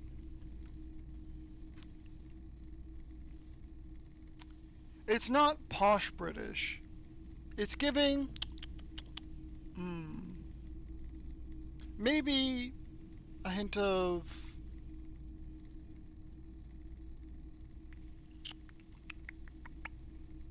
His courtesy is not insincere, but he prefers being alone with his protector. he went from like Just watching British movements of to light like across the Georgia. walls of the shop. He's living there. That's what it gives me.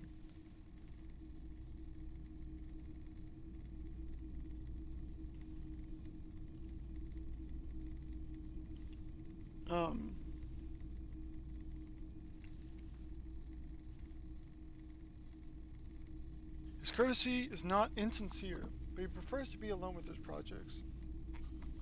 Just watching the movement of the lights across the wall in the shop.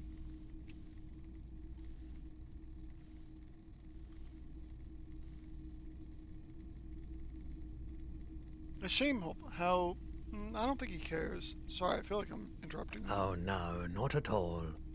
I guess I haven't had many customers lately. RCM or otherwise. Who are your customers usually? All kinds of people come through here. Locals, travelers, people looking for a deal, people looking for a keepsake. People who are terminally bored. That makes sense. As you can see, I have a wide selection of goods for everyone to choose from. You've got quite a good collection here. It keeps me entertained.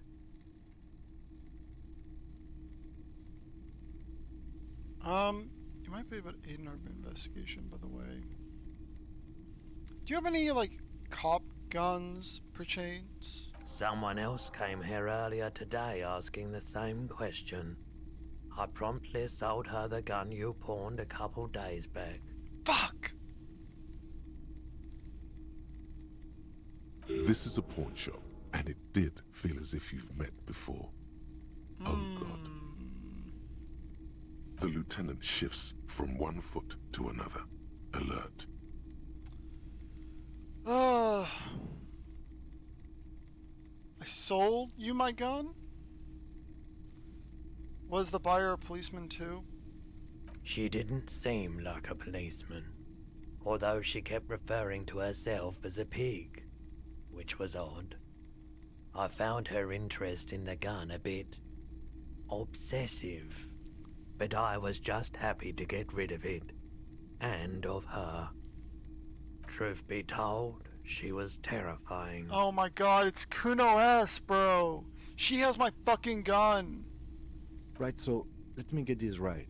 You sold your sidearm, issued by the citizens' militia, and now a civilian. They did like a two-man thing where they they had a large trench coat and two people. Fuck. Miraculously, His face does not reveal what's happening inside.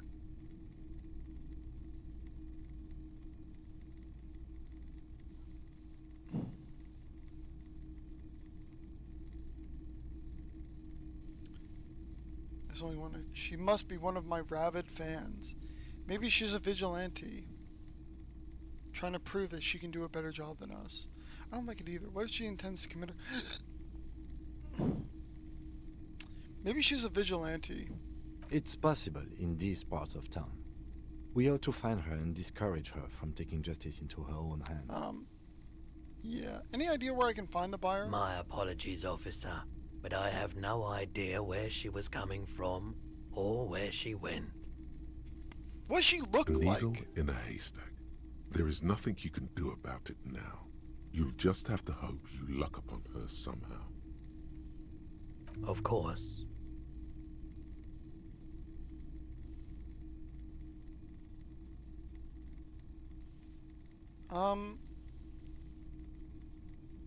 There's something I'd like to sell. Let me have a look. Access your pawn menu. Anything else you're thinking of selling? I'd like to sell my clothes. I'm not purchasing any more clothing at the moment. And especially that tie. It swallows photons around it. I have no need for necrotic objects. Your mother is a necrotic object! I'm fun! Look at me sparkle in the Jesus light of the Christ. projector! Another time, perhaps. You might be able to aid in our investigation. I doubt it, but I can try and answer any questions you may have. Think you can help me get a corpse out of a tree? The corpse behind the hostel, I assume. I don't have a truck with a mounted platform or anything of that sort myself. Ask around the harbour. There might be some workers there who'd be willing to help. Doesn't know anything. Fuck. I do my best to keep my distance from all manner of butchery. Bad for business. Bad for everyone. He doesn't know anything. The pawnbroker's gaze is already fixed on the dancing colors. He's got nothing I want. And I'm sure he's just glad to get rid of me.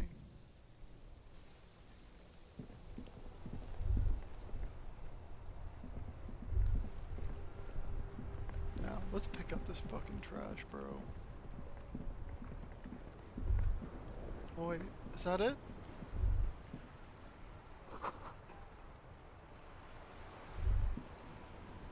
Howdy.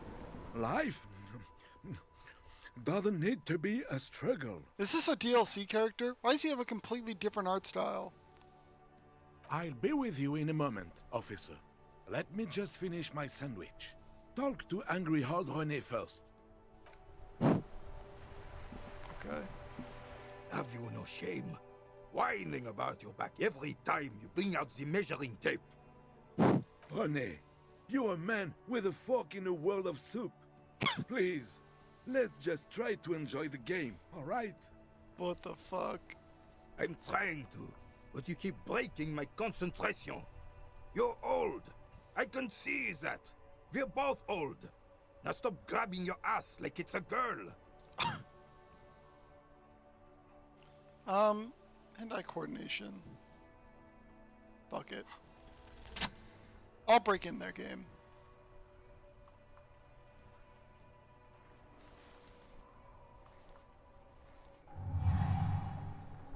You are immediately surprised by the ball's lack of weight. No matter, you'll make it work.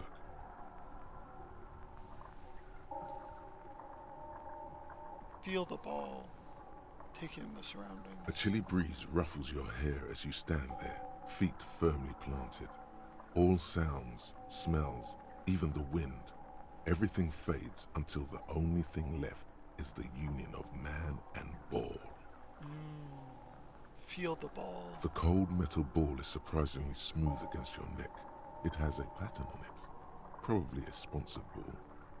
Yours would only be covered with bumps of learning and scars of victory. Already your muscles are adjusting to the weight, the nervous system calibrating, until you and the ball have merged into a single entity. The man ball is ready. There's a time for a last glance inward.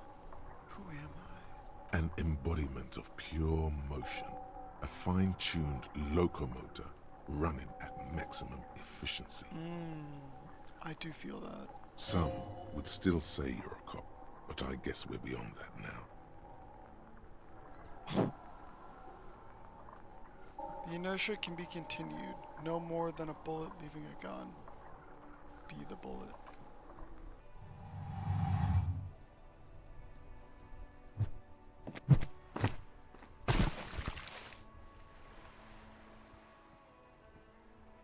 Merde! Bordel de merde! A whorehouse of shit. Oh. Thank you, Rhetoric. Very cool. It wasn't whorehouse of shit. The shot was at least 23 meters. Probably 24, and then some. Nothing to be embarrassed about. What the hell is your problem? Not a weak tricep, that's for sure. I don't care if you are a cop. You do not just ruin someone's game. It's so goddamn disrespectful. Did I ruin his game? Likely. Should I have saved first? Likely. I'm sensing anger, and I don't understand why. What? You vandalized our game, son. We can't play pétanque with 5 bull.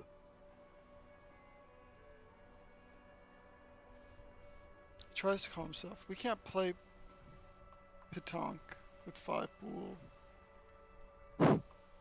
I thought it was shot put.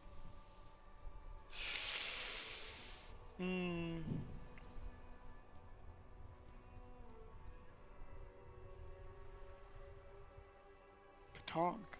Yes, pétanque. You ruined our pétanque game. We want our bull back. Take it easy, René. This is just a misunderstanding, isn't it, officer? No harm done. Of course there's harm done, you orange slug. You owe us a goddamn bull. Okay. I accept that. Good. Mistakes are forgiven when men at least try to right their wrongs. I believe you will try. Now, why did you approach us? Yes, why did you come here? It's unlikely they know anything about Why the murder. did you come here, other than ruin their fun? You never know. He might know something. This is a good vantage point. Just talk. It'll smooth things over. Old people like attention. I thought a statue of Felipe III near the roundabout. Ah, yes. King Philip III on his steed. A reminder of what Revachol once was. Oh, absolutely. At the mercy of a cocaine-snorting tyrant who emptied the treasury so he could sleep on a bed of gold. A superpower, feared and respected. A testament to what this country can be under the leadership of a true king. Okay. Someone who knows how to rule.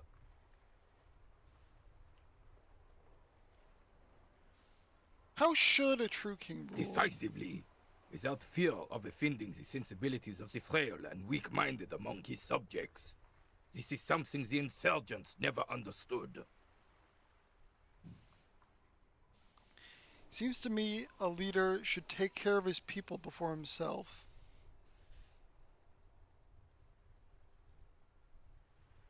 A nation is only as strong as its leader. That's why it was such madness to try to... Don't get started on that again. What happened, happened. Right. The Carabiner doesn't reply, but his entire being communicates unbreakable resolve. What about the cocaine? Oh, old Philip was a big fan of the purple nose candy the nobility loved so much. A cocaine connoisseur of sorts. His egocentricity is borderline legendary. You can't even take responsibility for yourself. How could you fathom the responsibility weighing on the shoulders of a ruler? Yeah.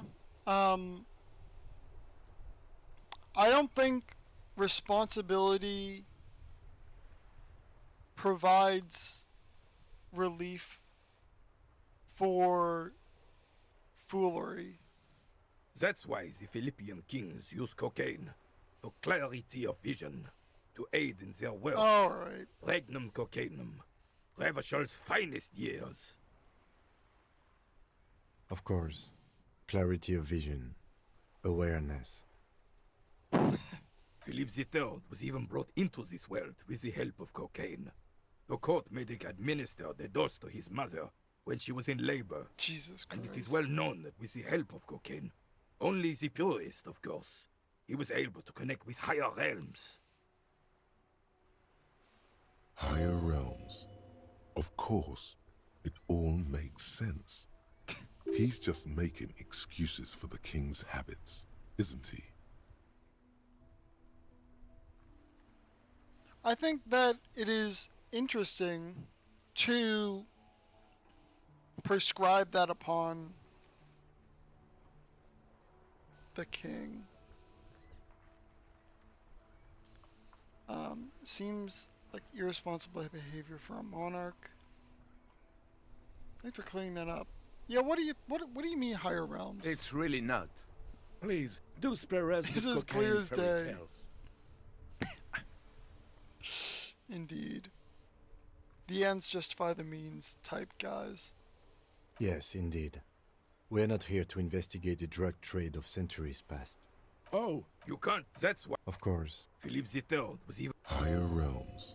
He's just making excuses for the king's habits. Seems like isn't he? irresponsible behavior. Drugs shouldn't even operate heavy machinery. Ooh, that's a checkmate. Seems like irresponsible behavior for a monarch.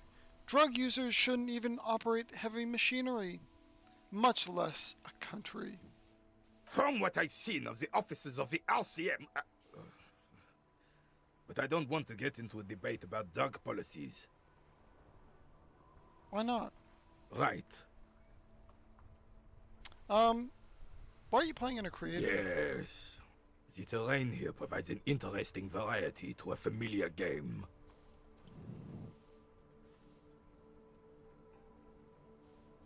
Was it made by a sea monster rising from the depths? Was it an earthquake? Does it have anything to do with the bullet holes I've seen around? Yes. It was left by heavy artillery fire. I might have guessed. Well, he got us there. Yeah, welcome back, FFChan. Why what? Why was heavy artillery used? Because that's what happens when communards hijack your country, execute your supreme leadership, and turn your capital into a slaughterhouse. You use heavy ordnance to clean up your home. Do you use artillery fire against them? Sadly, no. It was the Not the foreigners who common brought them art. to their knees. We fought valiantly. Too valiantly. So valiantly we got licked. Used a bull in his fist. Should have fought dirty, like they did with their suicide sex cult propaganda and mad anarchist women strapped to shrapnel bombs. We didn't though, and we lacked caliber. God bless him, but the suzerain's cannons simply weren't big enough. It was probably a bit more complicated than that.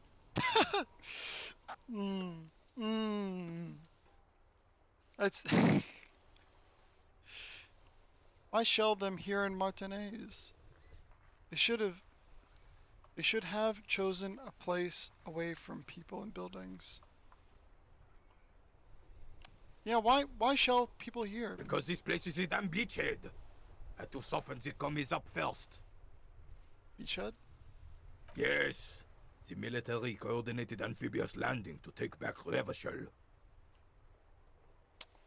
Ah, I see. He finds your lack of historic knowledge troubling, a sign of mental deterioration in the preceding generations. Martinez was used as one of the 3 footholds in Revachol during Operation Deathblow in '08. The other 2 are off in Stella Maris and the Delta. Nod thoughtfully and turn to the northeast. This here is Blood Ground, where Coalition boots first made landfall and cleaned those rabid dogs out. Most likely, we're playing pétanque on their mangled corpses. Blood ground. You got old René going there. Like he isn't hungry enough already.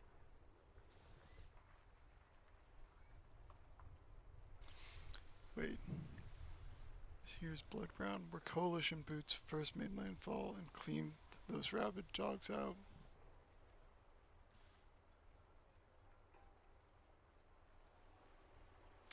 Hold on, the Coalition? Don't get me wrong, officer. I hate those foreign dogs, but the enemy of my enemy and all that. They're the lesser evil.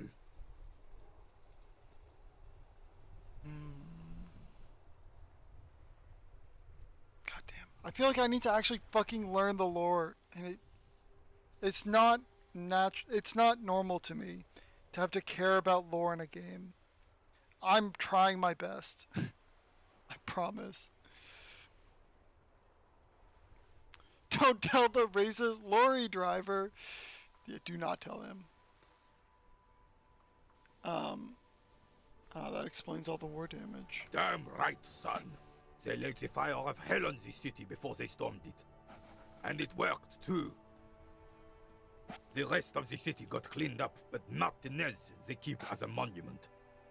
And now the Union Socialists are practically running the place. Well, it's your own damn fault. You, we, the Coalition, Revachol, whoever you want to blame, never finished the job. Officially, the party never surrendered. Of course they still all influence. You don't even begin to truly understand the players of the table, let alone the specific circumstances surrounding the... What do you think? I honestly just didn't know. Yeah. Thinking men have opinions on these things. Present one.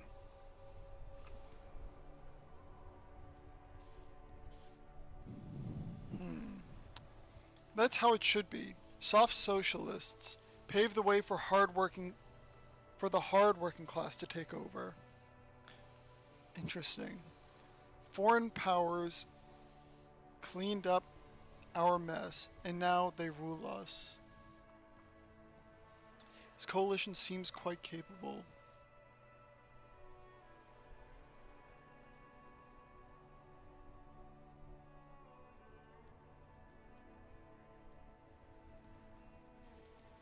Stay hydrated. Align my vision to yours. Where is the center? What is Revachol as a time and place?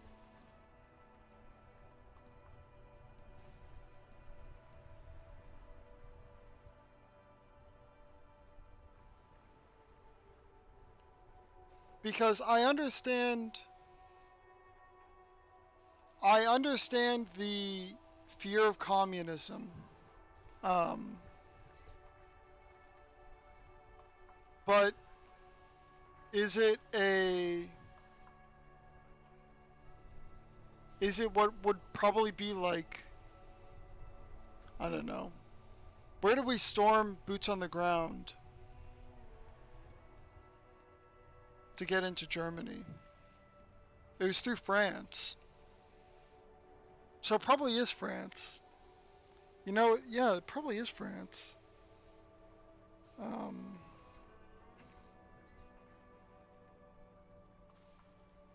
But it's just interesting that we seem to be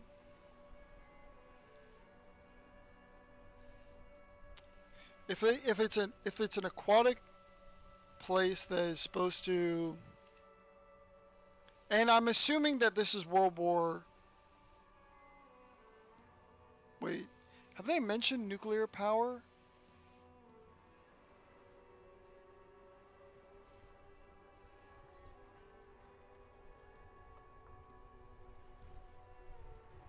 I don't know. Maybe I don't. I mean, if. Wait, no, it's 51. So if they're talking about it being 50 years ago, then it was World War.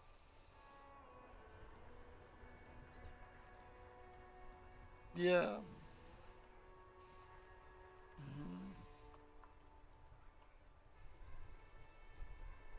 If they're talking about a revolution that took place 50 years ago in 51, I think that means they're discussing World War One, roughly, or a World War One analog. They have, I guess, nuclear power wouldn't really like be known for anything other than nuclear weapons at this point.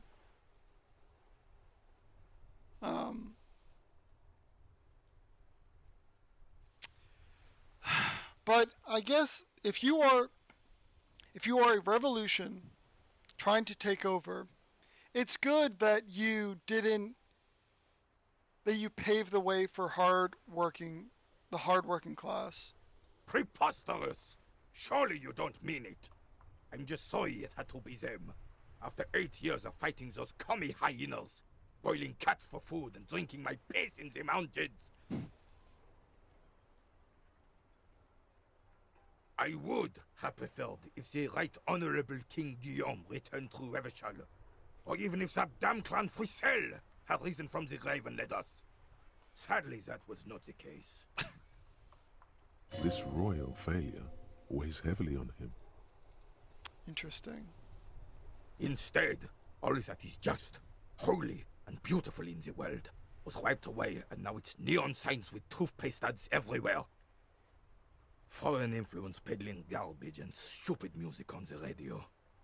Yeah, it's interesting to me how stuck he is, and how he isn't able to see how his leaders failed him, yet he requests a stronger leader. This is just what the commies wanted. This was their plan all along. This is what they wanted to replace the role of the suzerain with. Like if Eridon played Hearts of Iron. That's crazy.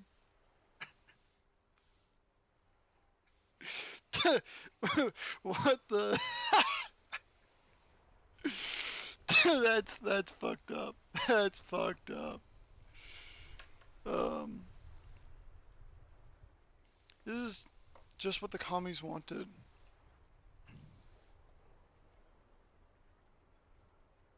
How does Felipe III factor into this? It doesn't. That was 100 years ago. Ain't got nothing to do with anything. Who's Frizzell? Damn Frisel. He was the king we couldn't protect. The Carabineers failed him, and the crown. He died in the hands of the Hyperlay, in a very public execution. He slouches as he says that. It makes him smaller, admitting they left the king to the mob. You mentioned A true king in both blood and mind led Revachol before Frisel. He would have been better, but the damn commies drove him into exile. Some manner of self-deceit is present in his thinking. Sounds like this Guillaume abandoned him, and he doesn't want to admit it. What exactly is a suzerain? The suzerain is the king! Has everyone forgotten already? They've forgotten already. Soon, they will forget everything. Him too. Then he chooses anger over melancholy. It's no use talking to you. You were still in Daddy's balls when it happened. When we took our last stand against the filth and rode the cavalry straight into gunfire.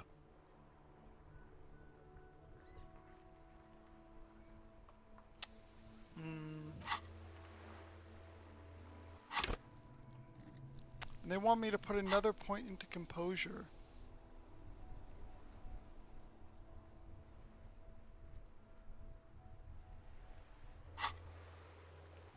You know what? I would be happy to put another point in composure.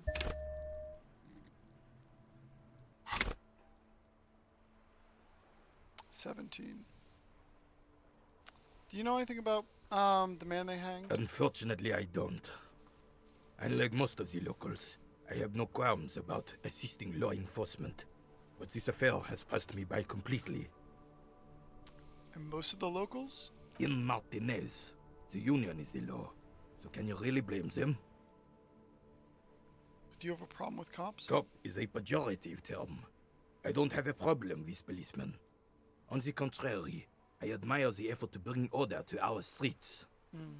He doesn't know about the crime. Your time is better spent discussing politics. What about police women? I'm confident they are indispensable in regard to all the paperwork and other administrative duties. Oh no. I think what would sway this person most is and like what is it? An anode? God, that's not the word. What's it called when you use a specific example of someone? Me asking an anecdote. That's what it is. An anecdote. That's what it is. There was an extra syllable in there that I forgot. God, me asking a bunch of ESL people, bless your hearts, who know English better than me, what the fuck English word I'm thinking of. Makes me feel like this guy a little bit.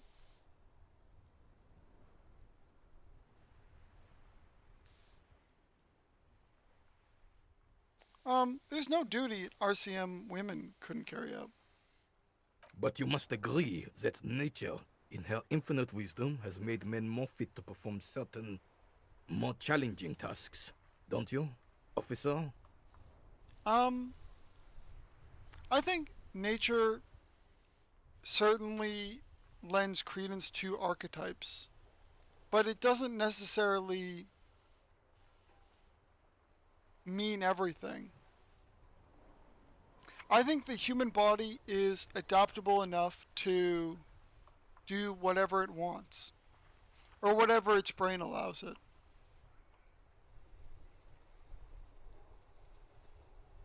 I don't think there's any evolutionary inequity. I would not say that.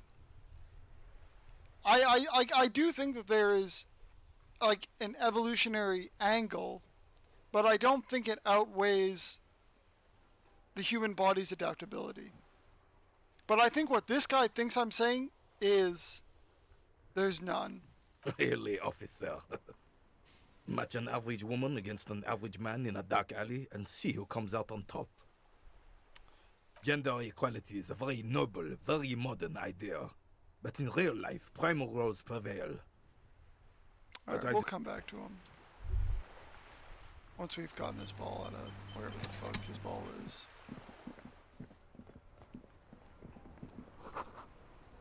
Bulls, worthy of a real man. That's crazy. The dented yellow mailbox greets you. Alright.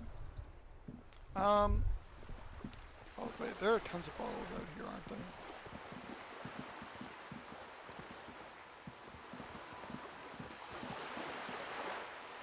Bottle check, bottles. I see one.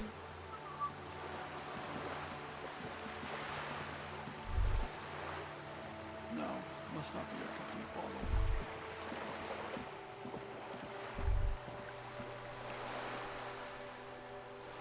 Fine.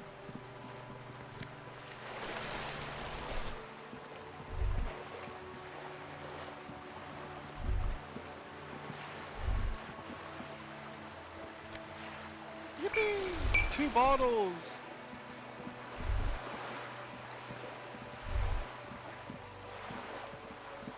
Alright, let's go turn our bottles in for a little bit of cash. He's old. He wouldn't understand anyways. That's probably true.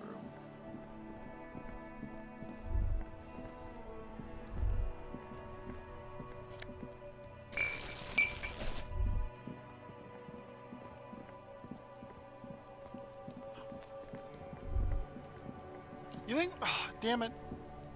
Wait, hold up. Can we open this? The trash container stands. Open the The lid smell of rotten food rises to greet you. You see soggy cartons, dirty rags, and organic waste.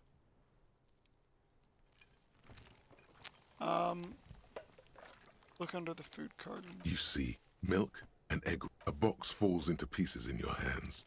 Baptiste, the not rags. much to see here. There's nothing more of interest. The container sounds a muffled gong. God damn it. Leave. What am I thinking? The logo and the municipality. No.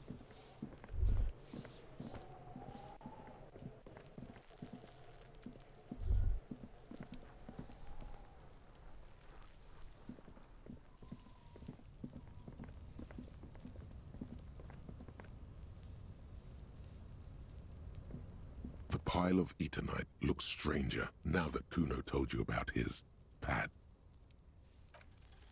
Because, unless Kuno lied, you should just be able to pull the panel. There it is. You see a shabby little door. Let's go in here.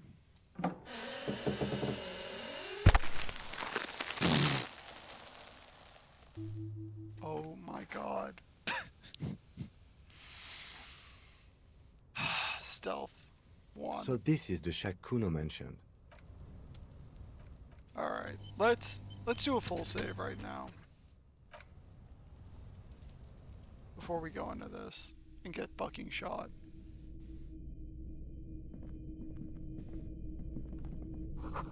Empty tube of magnesium, a pigged head, a silver plate with traces of bone yellow Be powder. still, my beating heart. It's Oh my amphetamine. fucking God. Sweet amphetamine. The lieutenant isn't studying the powder in the mirror. There's a good vague way to ask where he stands on drug use. Professionally, I mean.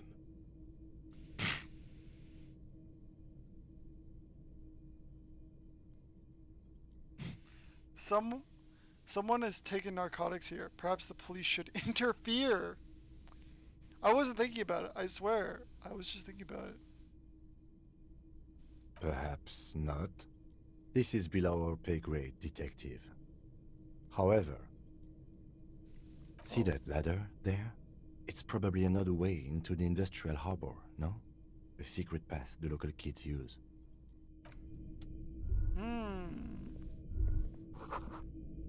Get out of my way or get fucked up. Alright.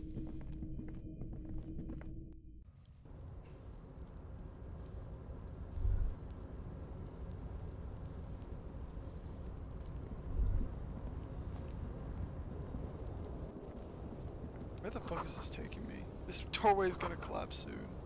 Fuck, man. Bucket? Poster card.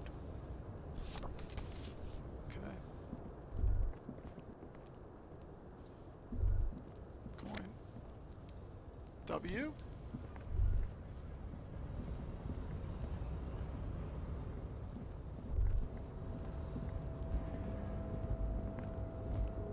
Can we get up here or not? Oh, we can.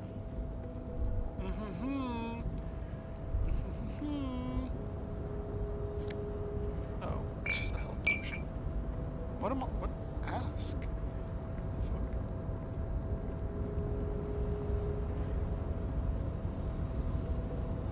Money?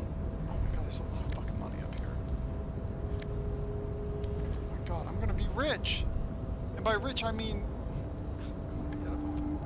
Yes? Oh, leave. I want to be down here.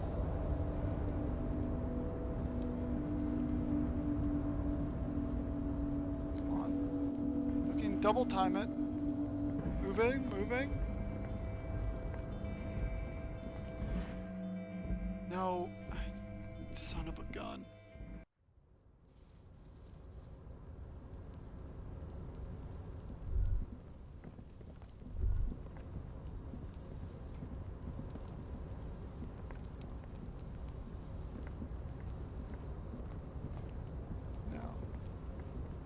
I don't think there's anything for us to do up here right now.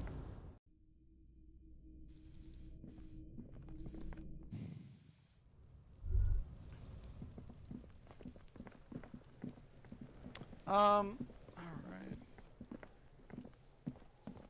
Let's go turn in these bottles. Oh, wait, no, we need to talk to her about gardening. Hello again, officer. How are things? What are you doing? Should be down shortly. Okay. Thanks for keeping me in the know, sir. By the way, what exactly is in the Well, greenhouse? this might be the last snow we get. At least I hope so. Snow has nutrients in it. Helps Does it? everything green up in the spring. At least that's what my grandma always told me. Yes, think about the cute grandma, not the weird snow. Visual calculus. Stop looking at her. Look around. What do you see? The plaza? That's right. And the canal, the bookstore, the harbor gates. This is a great vantage point for keeping an eye on you. Oh.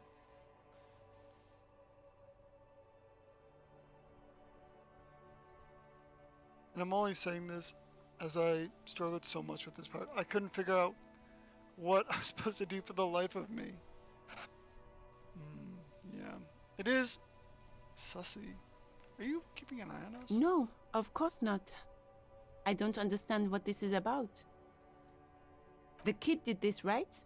The red-haired rat? Can't say a sentence without or kipped. Oh my god, He's yeah. always giving me trouble. Yeah, I talked to him. Maybe you shouldn't be. I mean, you do your job, but that kid is beyond help. And he certainly won't help you. You've been resting here for quite a while, haven't you? Yes, I'm tired. I understand. The RCM isn't welcome here, and the locals want to keep an eye on us.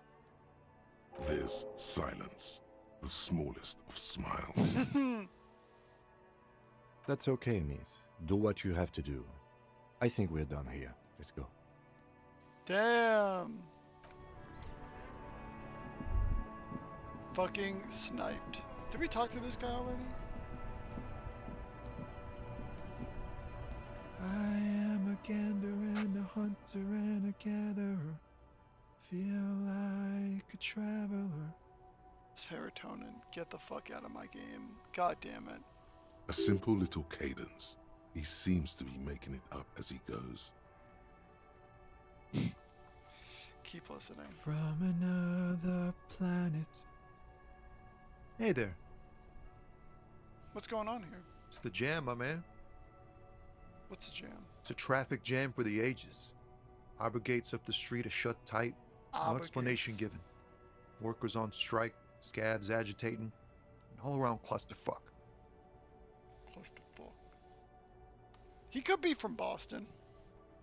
Meanwhile, we're all stuck here in long-haul limbo for days upon days upon days. It's definitely upon New England. days. But I'm really trying to pull apart New York. No, I think I'd like him to be Boston more than he is Boston. I think he's New York. Limbo, huh? That's where I am? Yeah, exactly. It's official. He too agrees. This is the antechamber of the afterlife. How long have you been here? Feels like forever. Like I was born on this here roundabout and this was all I ever knew.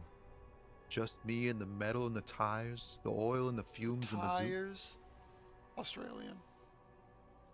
Mazout is an antiquated term for heavy fuel oils. This man has a barely suppressed performative streak, or he just likes unusual words, or both. I dig your style. Yeah, imagine. It's been a whole week already. He snickers in appreciation of your digging of his style. Behind the laugh, however, a touch of sorrow. So tell me, what do you need?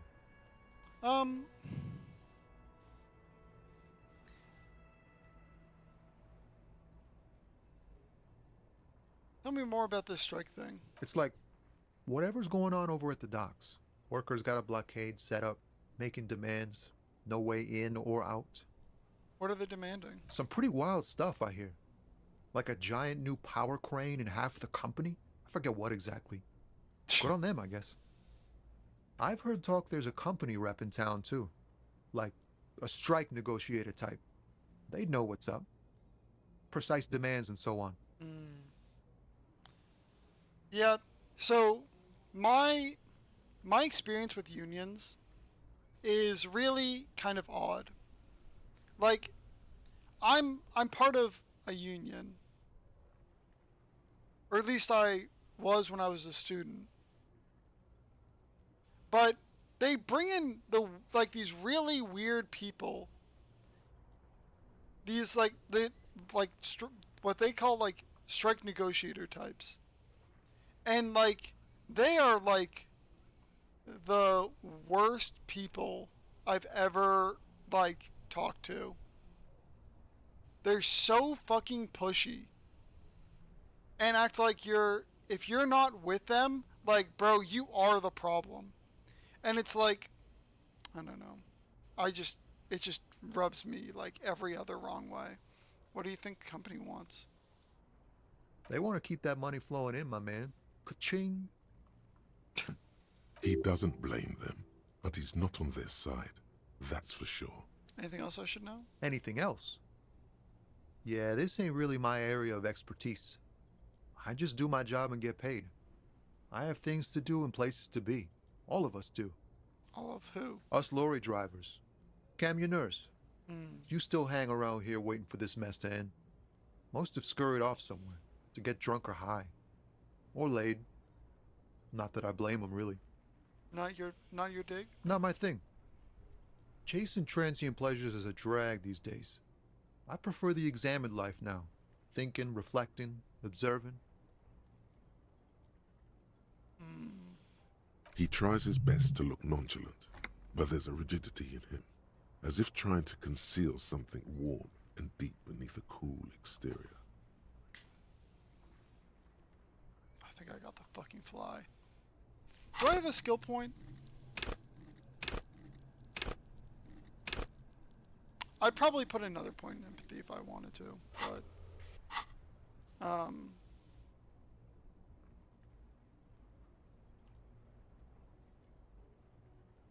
I'd really like to make this check. Like, personally, I'd really like to make this check. Don't be a stranger. Hello again, my man. What's on your mind? In his eyes, an unfamiliar longing, flecks of brown and gold. He's got some moist critical vibes. Yeah, he's got a nice somber tone. You know, like I think a lot about my voice. And I think about my voice a lot because I don't necessarily like my voice. I wish I changed it or like had just like a less raspy voice. But I don't know if I really do want that. Familiar how? It's hard to say. His gaze wanders southwest, down the street that goes beyond the horizon.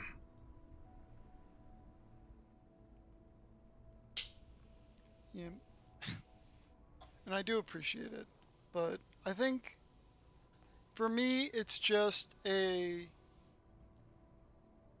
long, long journey of self-acceptance. And I think that self-acceptance is important. I think that you are better off accepting who you are and improving yourself than being someone else. I think. What's in the southwest? Excuse me? He emerges from the reeve.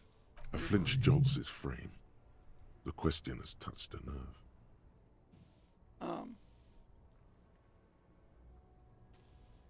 Well, I felt something similar since I woke up. Man, I don't know what to say. Not much anyone can do. There's no helping in absence, you know. I miss my family.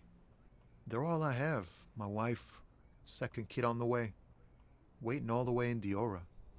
And here I am stuck in this shit, so far from home.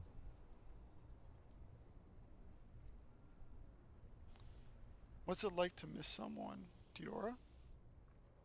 Diora of the Seven Seas. It's on the other end of Le Caillou, pretty much, on another island called Laurentide, off mainland. We've got a little place there. Can almost hear my kid laugh when it snows.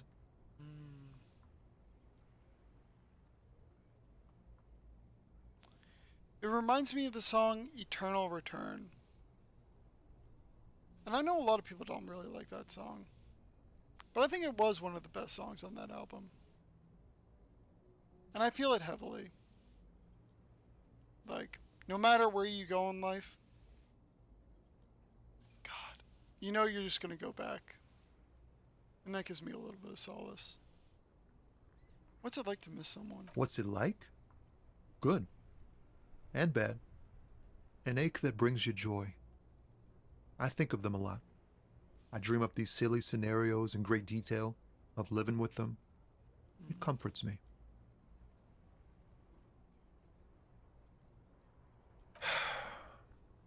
What about you, Cop Man? You missing someone?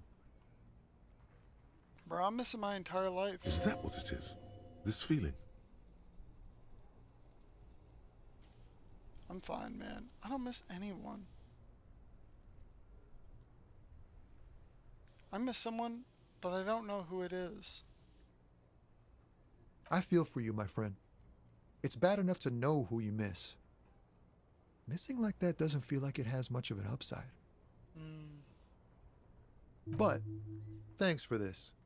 It's nice to talk to someone, and I know it wasn't easy to ask. I hope you find your way through your own troubles. Yeah.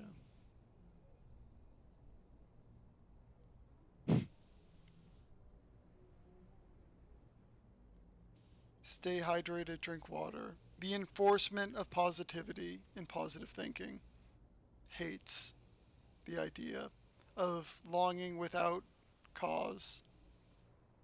Illegal, even. Like not drinking water. Sorry. Now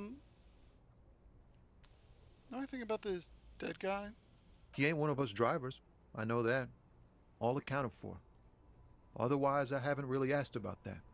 Been wasting time right here. Keep him busy. It's easy to see he's telling the truth. He's kept his nose out of the dark stuff. Busy with what? Analyzing the fundamental structural and psychological conditions of being stranded in the midst of a sea of motor lorries and their sad, despondent chauffeurs. Ask for his conclusion.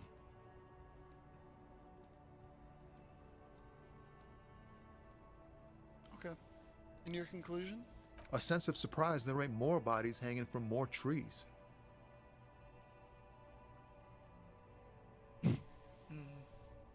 Yeah. I do feel like it's important to talk to people in general. As a blanket statement. Or like not as a blanket statement, as in I mean that in like every sense of itself. I think it's just good to talk to people and not bottle yourself up with your own thoughts.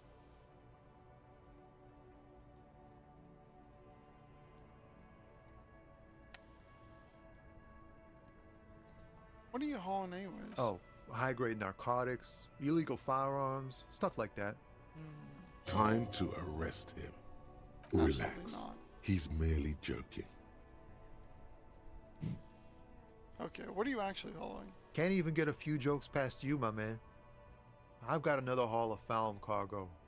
Mostly sporting goods, tracksuits, and that kind of thing. They usually get shipped to Grodd in the Occident, though we've been making headway in the Ilmaran market lately.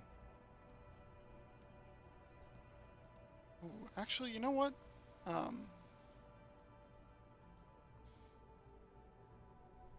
That your machine behind you? Can I get one of those tracksuits? We're pals and all, but I can't just freely hand out the merchandise. The bosses won't be happy. That your machine behind you? This rockin' beauty. Sure is. Like a rash you can't get rid of. You interested in heavy-duty cargo machinery? Yeah, I'd say The so. motor lorry, also called a camion, on Caillou and neighboring islands. This one looks roughed up enough to be some sort of found rust bucket. Maybe the A6. Yeah, that's a Fallon A6 you got there. Good eye, my man. Yup, she's an old one, but reliable. Me and her spent a long time together.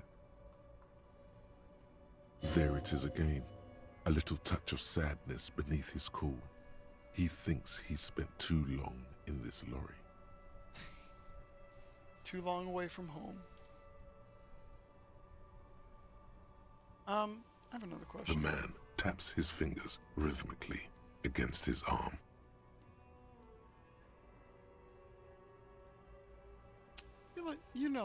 You seem like a man who knows a little bit about drugs. Ah, man. Me and narcotics go way back. Had some good times surfing the psychic waves of my own consciousness, you know? But those days are behind me. There are other addictions in my life now. Why the inquiry, my man?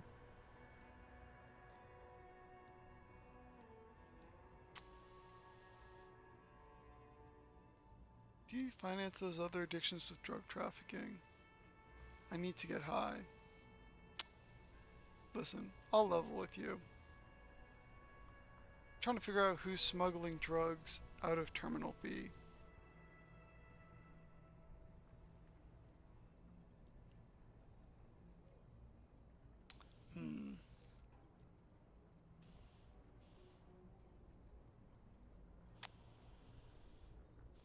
Do you finance those other addictions with drug trafficking? That's very accusatory. I need to get high and I'm looking for a dealer. I wonder if Kim would forgive us for being crazy.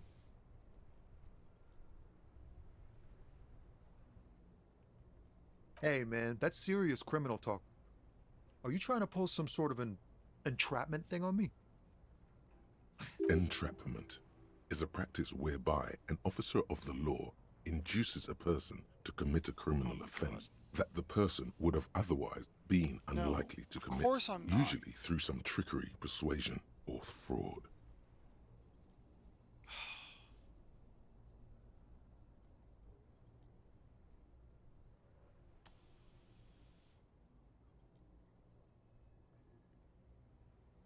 I don't think I have enough in like electrochemical to like go down this line of questioning, but I'm gonna try.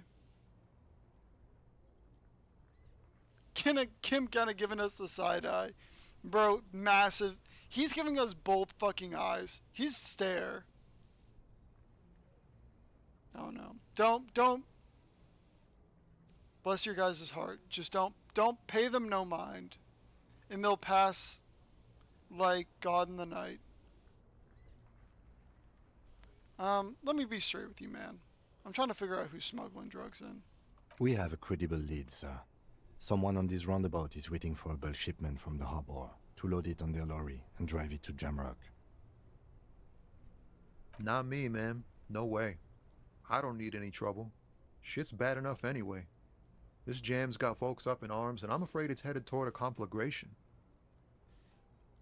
Why are you still hanging around? Who do you think could be conducting the drug trade? Look, man, I try to stay away from the criminal underbelly of Revachol. I'm a guest here. You really need to find another man to probe with the... We wouldn't say he's lying, sire. Yeah. It's not a lie. It's something else. Impossible to say what at this point, but there's something in him. Some trepidation. He just doesn't want to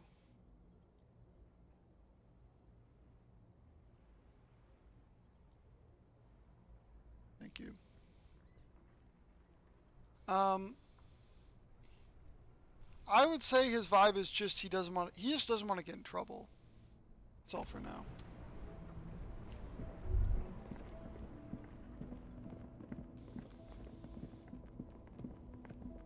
Is that a bottle?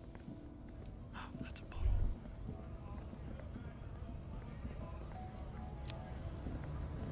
Wait, there are plenty of bottles in here, right? No. Man, I thought there were so many more bottles. There are probably plenty that I've freaking missed.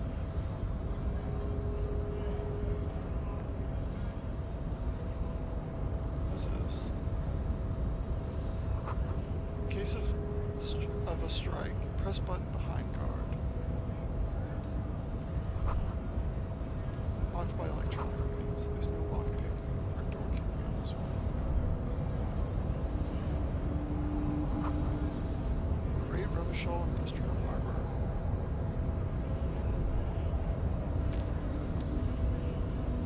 You think he'll let us squeeze by him? I guess not. Your body betrays your degeneracy. Excuse you. Yeah, Measurehead. His body totally betrays his degeneracy. What the fuck, man? Don't say anything. Size him up first.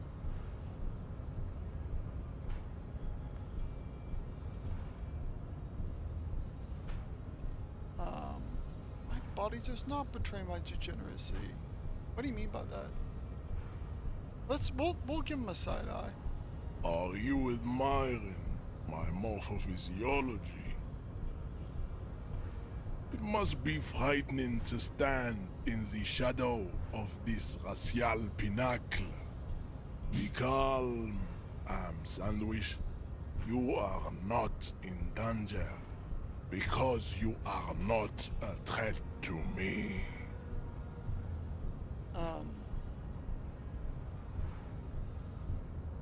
What do you mean my body betrays my degeneracy? You have succumbed to Al-Ghul. His face contorts in disgust, as if he's smelling a dead rat. You reek of it. An invisible sword of Al-Ghul emerges from your throat. You cannot see it, but others can. It is making the woman in my company sick. Well, Kim, is my breath that bad?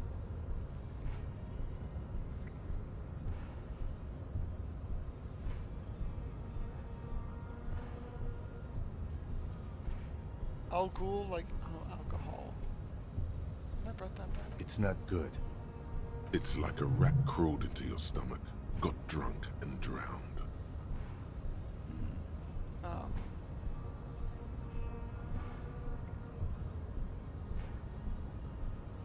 a problem with alcohol. What is it? Yes, Al-Ghul. He means alcohol. Understood. I doubt it. My microcephalic race servant. I don't know. I just drink a little on the weekends. Your mouth moves, but the one who speaks is Al-Ghul. You are but a vessel for the Ghul now. Very little of yourself remains. Jesus Christ. Occidental Haplogroup B4 is done giving orders around here. The influence of the ham sandwich race is waning. Show him the ham still got it. Does this remind you of someone? The guy down there?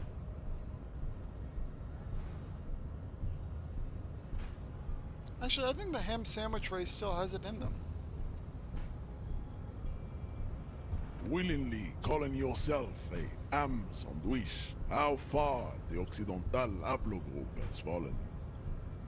You were once a noble and powerful race. What the fuck? You gave the world eugenics, electricity, and powerful weapons of war like missiles and aerostatic aircraft. You made great gains in metallurgy, race theory and statecraft. You dominated lesser I love the cultures, all caps. like the deformed Hemians and the inexplicably potato-obsessed Khoikos. But now your ascent to the genetic summit has halted. You are obsessed with sadness and with frivolous pop culture. You will be superseded. Isn't that right, babe? It is, baby, yeah. You know it. God. There is a button right behind him, just out of reach. It must be the one that opens the door to the harbor.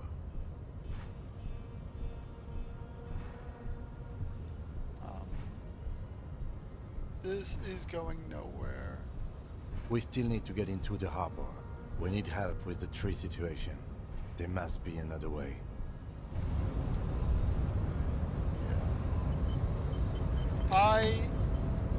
I don't know if I want to go down that path.